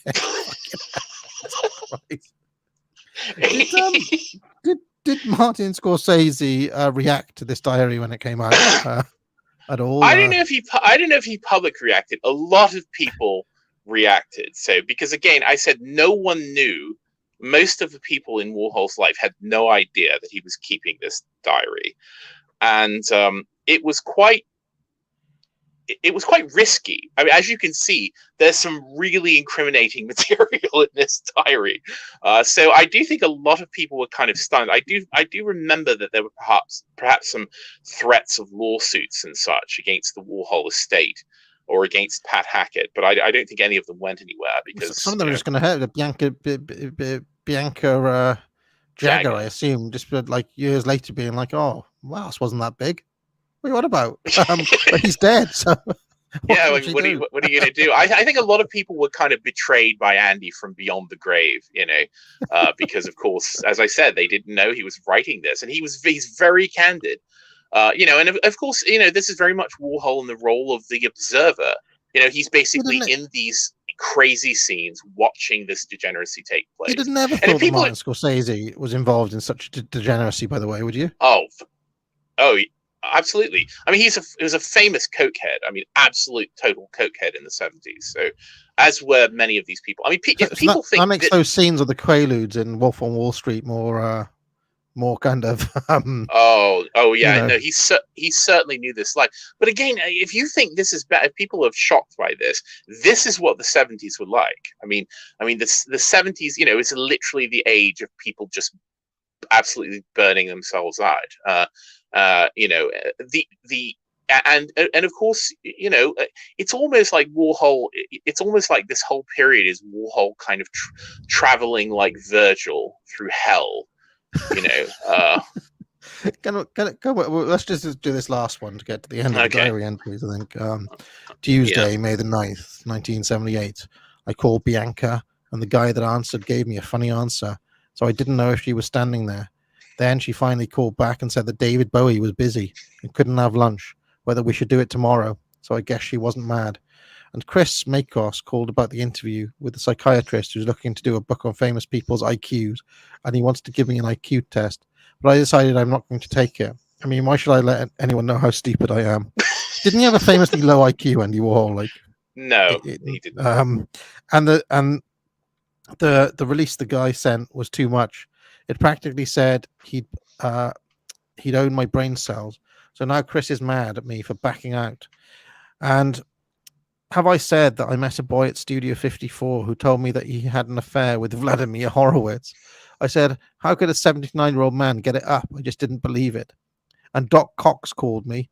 He's been calling me for a couple of months, saying he's giving a party for me and asking me for a list of people. And then suddenly said, do you mind if it's a party for Larry Rivers? Isn't that odd? Does that mean he's mad at me? Larry's out of hospital. He'd had heart palpitations again. And today they found Aldo Moro's body dead in Italy. There we go. Lovely. Aldo Moro was things. Disconnected things. Aldo Moro was the prime minister. Was he the prime minister who was kidnapped by the commies and murdered and left his body in the trunk of a car? Famously, yeah. So, and also Studio 54 is a very famous place. It was a disco in New York, and it's sort of the kind of quintessential symbol of the disco and sort of late 70s absolute degeneracy of New York City. So. All right, so we've made it to 1978. Yeah, let's scroll through the next couple of pictures really quick, just so we can sort of. There's Halston and Bianca and Andy and Liza at Studio 54. If you go to the next one, just giving a bit of color. There's Truman Capote and Paloma Picasso and Jerry Hall, who became, of course, the Debbie Harry in the middle there. Replacement for Bianca and Debbie Harry, yeah. And Warhol actually produced as gifts for his friends little paintings of drink tickets from Studio 54. So, sort of a theme. And the next ones I put in there just for you, AA. I don't know. Do you have like 2 more minutes to do them? Okay, yeah. Right. Thursday, July the 7th, 1977. Bob and I cabbed to the Pierre Hotel for the lunch in honor of the Empress of Iran. There were demonstrators at the front, and it was scary. They wore masks, but they were Iranians, you could tell, because their hands were dark. We were special. We were special, so we went to shake hands with the Empress. The, Queen. Governor Carey and Mayor Beam were in the receiving line, and Zahedi. The Queen was reading a prepared speech, and it was going along okay. And then a woman in a green dress in the press station stood up and screamed, "Lies, lies, you liar," and they dragged her out. The Queen kept on reading her prepared statements, and then afterwards apologized to everyone for the noise and demonstrations that were going on because of her. She said that women's rights in Iran may not seem so much to the Americans, but in Iran it was big steps. Cabbed up to the Iranian embassy, $2.50. There were no demonstrators out in front. Inside I saw Otto Preminger again, and it was the second or third in a few days. So he asked me what we were going to do tomorrow. I posted pictures with the Queen in front of my portrait of her. She said she was jealous of Hovda because he had 8 Warhols and she only had 4. The Queen is taller than me. Cab to Marina Chiano's for dinner, $3. Francois de la Renta was there. She put the Shah down, saying he was greedy and awful, but she said she liked the Queen. She said he had 25 mistresses an hour. Susie Frankfurt was there. Bob was in the bedroom, and there was Coke. Giorgio Sant'Angelo came in, and then Susie and I were sitting right there. And Giorgio says to Bob, "Who is this Susie Frankfurt?" This is that thing that people on drugs do. It's like they just do in Hollywood. Then they don't like somebody. They talk about them as if they weren't there. In a way, it's great. If it only could happen more. Marina and Giorgio are the ones who really do it a lot. I said, Susie, they're talking about you. Bob said to Giorgio, she's a good friend of Andy's. It's all right. But who is she? Giorgio said. She's very rich, Bob said. This is with all of us sitting right there, with Giorgio and Bob acting as if we couldn't hear. Finally, I said, oh, come on, Bob. You talk about people in front of them. Dropped Susie. $2.70. Barbara Allen told Bob that Mick is very unhappy. He says it's over with Bianca. He has no feelings for her. He thinks that she uses him, and he doesn't want to go to St. Tropez, where she is. Barbara says she just thinks of Mick as a friend, the way she thinks of Fred and Bob, and that she has sex with him only because he's lonely. Yeah. So what a there you go. What a carry on there. And there's the picture of I can't remember her name. Pahlavi, the Empress of Iran. Oh yes. Yeah. And in front of his portrait, and then the next slide is, of course, paintings that Warhol did of her and the Shah. Yeah. Yes, indeed. So he actually went to Tehran before the Shah fell. He was a it was quite a kind of there's an amazing hotel that the Shah used to. It was kind of like a residence hotel thing that the Shah used to maintain. That's still there, and it basically hasn't changed. And when I went to Iran in the early 2000s, I got to go there, and it was incredible. It was like going into like kind of James Bond, like Sean Connery James Bond movies where he's captured and put in like various different underground. It was a little bit like that. Like they had the original casino tables, and it was just like a time warp going into the 60s. It was incredible. So a lot of the Shah stuff is still there, just like maintained and not changed.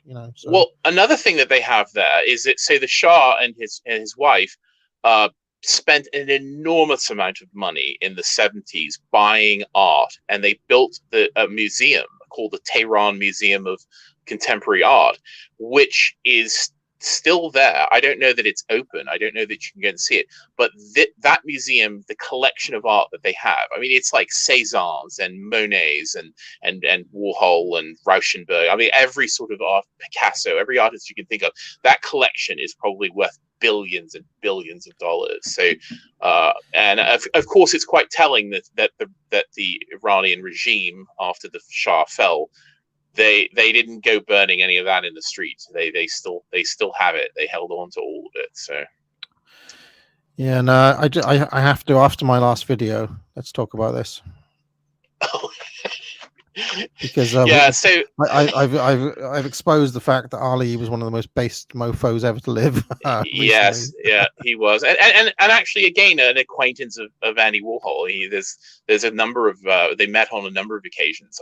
In I think 76, 77, a friend of Warhol's commissioned him to produce a whole body of portraits of athletes.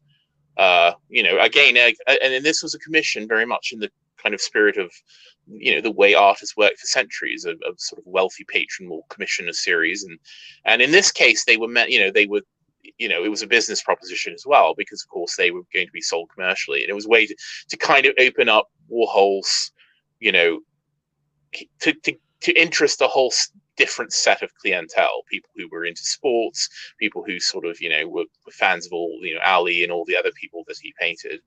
So he did a whole bunch of them, many portraits of athletes. The next one is also quite a famous character. Isn't that O.J. Simpson? That's O.J. Simpson, yeah. So the gloves didn't fit.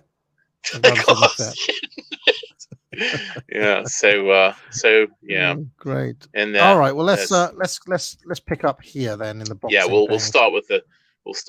Also, just one quick note about the Shah. When he was commissioned to do the Shah's portrait, one of the Iranians quietly told Warhol, when you do the Shah's portrait, go light on the eyeshadow and lipstick, please. Yeah, of course. Yeah, of course. Just before we there's a couple of super chats which I'll do, but this time next week, D, I will be going to AA Lodge for the first time because the handover is happening next Thursday afternoon. Oh, So Warhol's going to have to wait for another week. And I keep on saying I might put on a pre-record. I might actually do it this time. So there could be a next episode, but it'll be a pre-record. I'll think of something. okay. But yeah, so 2 weeks for Warhol past. Okay. Part six. But well, after that, I want to do my exploration of the Western canon.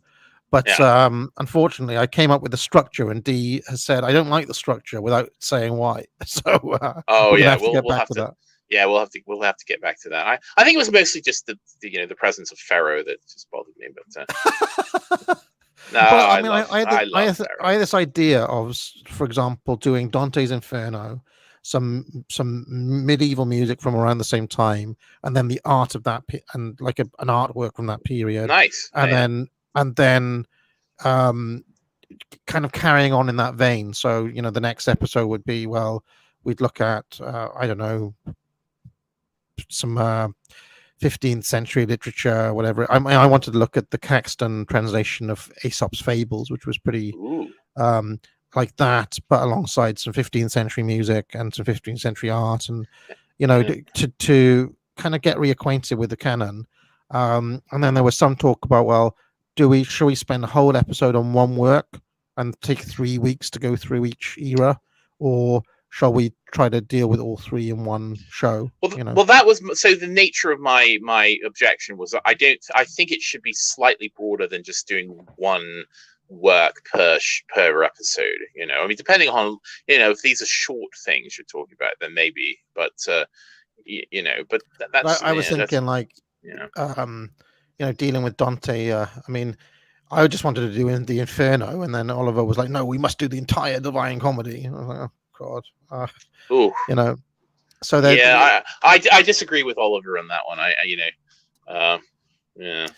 So when with that cycle is going to start at some point, whenever Warhol finishes, there's a couple of little loose ends that we need to do. Like I need to finish off Bob Dylan. Bowie is something we need to do at some point as well. Bowie, But you've kind of changed the meta with these Warhol streams, because I did like the entirety of Dylan in 2 streams, and I've still got one left. I was thinking like one stream for Bowie, but now you've slowed down the pace and you've gone in such detail. We're gonna have to speed up again, Yeah, you weren't. I mean, you weren't counting on the extreme autism of these. I'm very happy though, because this is the most images we've gotten through on one of these streams. We got through 140 images almost to the end. So that's pretty good. So we actually made good time today. We've made it literally to like 1977, 78. So we almost did the whole 70s today. Yeah. Let me just. Yeah. I mean, another thing that we could do when we start the exploration of the canon is we could pick a couple of different works and be like, well, literature of the 14th century, music of the 14th century, art of the 14th century, and do it like that. So it's a little bit less focused on like one work in particular. Yeah, Italian poet of the 13th century. So but then I was thinking, well, I don't know, like, can you really cover Chaucer, Dante, and Petrarch on one stream? I mean, I think that's a bit of a reach. A bit of a reach. All right, so just a couple of super chats before Mrs. A kills me here. Sensational Seller says Warhol wore a Cartier tank watch because it's the watch to wear. Is this still true? No, I wouldn't wear Cartier. No, I think like many of the luxury brands, it's gone down the toilet. I mean, there's still some nice Cartier things, but I wouldn't wear one. I choose maybe another one of the Swiss makers. Okay. I have an You see, Omega watch on right now, actually. it's a bit, people are saying a 10 stream epic on Bowie.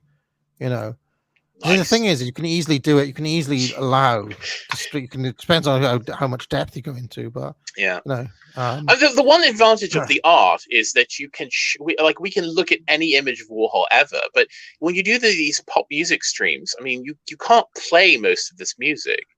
You know, no, unfortunately, not live it's a because big, it's a they snipe the yeah, it's a stream. big. I mean, Dylan, it's like you know, that's impossible. You know, Yeah, well, tough Dylan one. especially has got the most legalistic of all the Yeah, record labels. horrible. Plastic African says "Straight and Crooked Thinking" by Robert H. Thulis. Yes, that's on the Foundations of Logic reading list, I believe. Nicho says, "AA, you need to get on board with Shakespeare authorship revisionism. Check out Alexander War would be a good topic of a stream." No, it wouldn't. I've I explained hate this that before. shite. The authorship revisionism is bollocks because you have to. The problem is you have to redate all of Shakespeare's plays.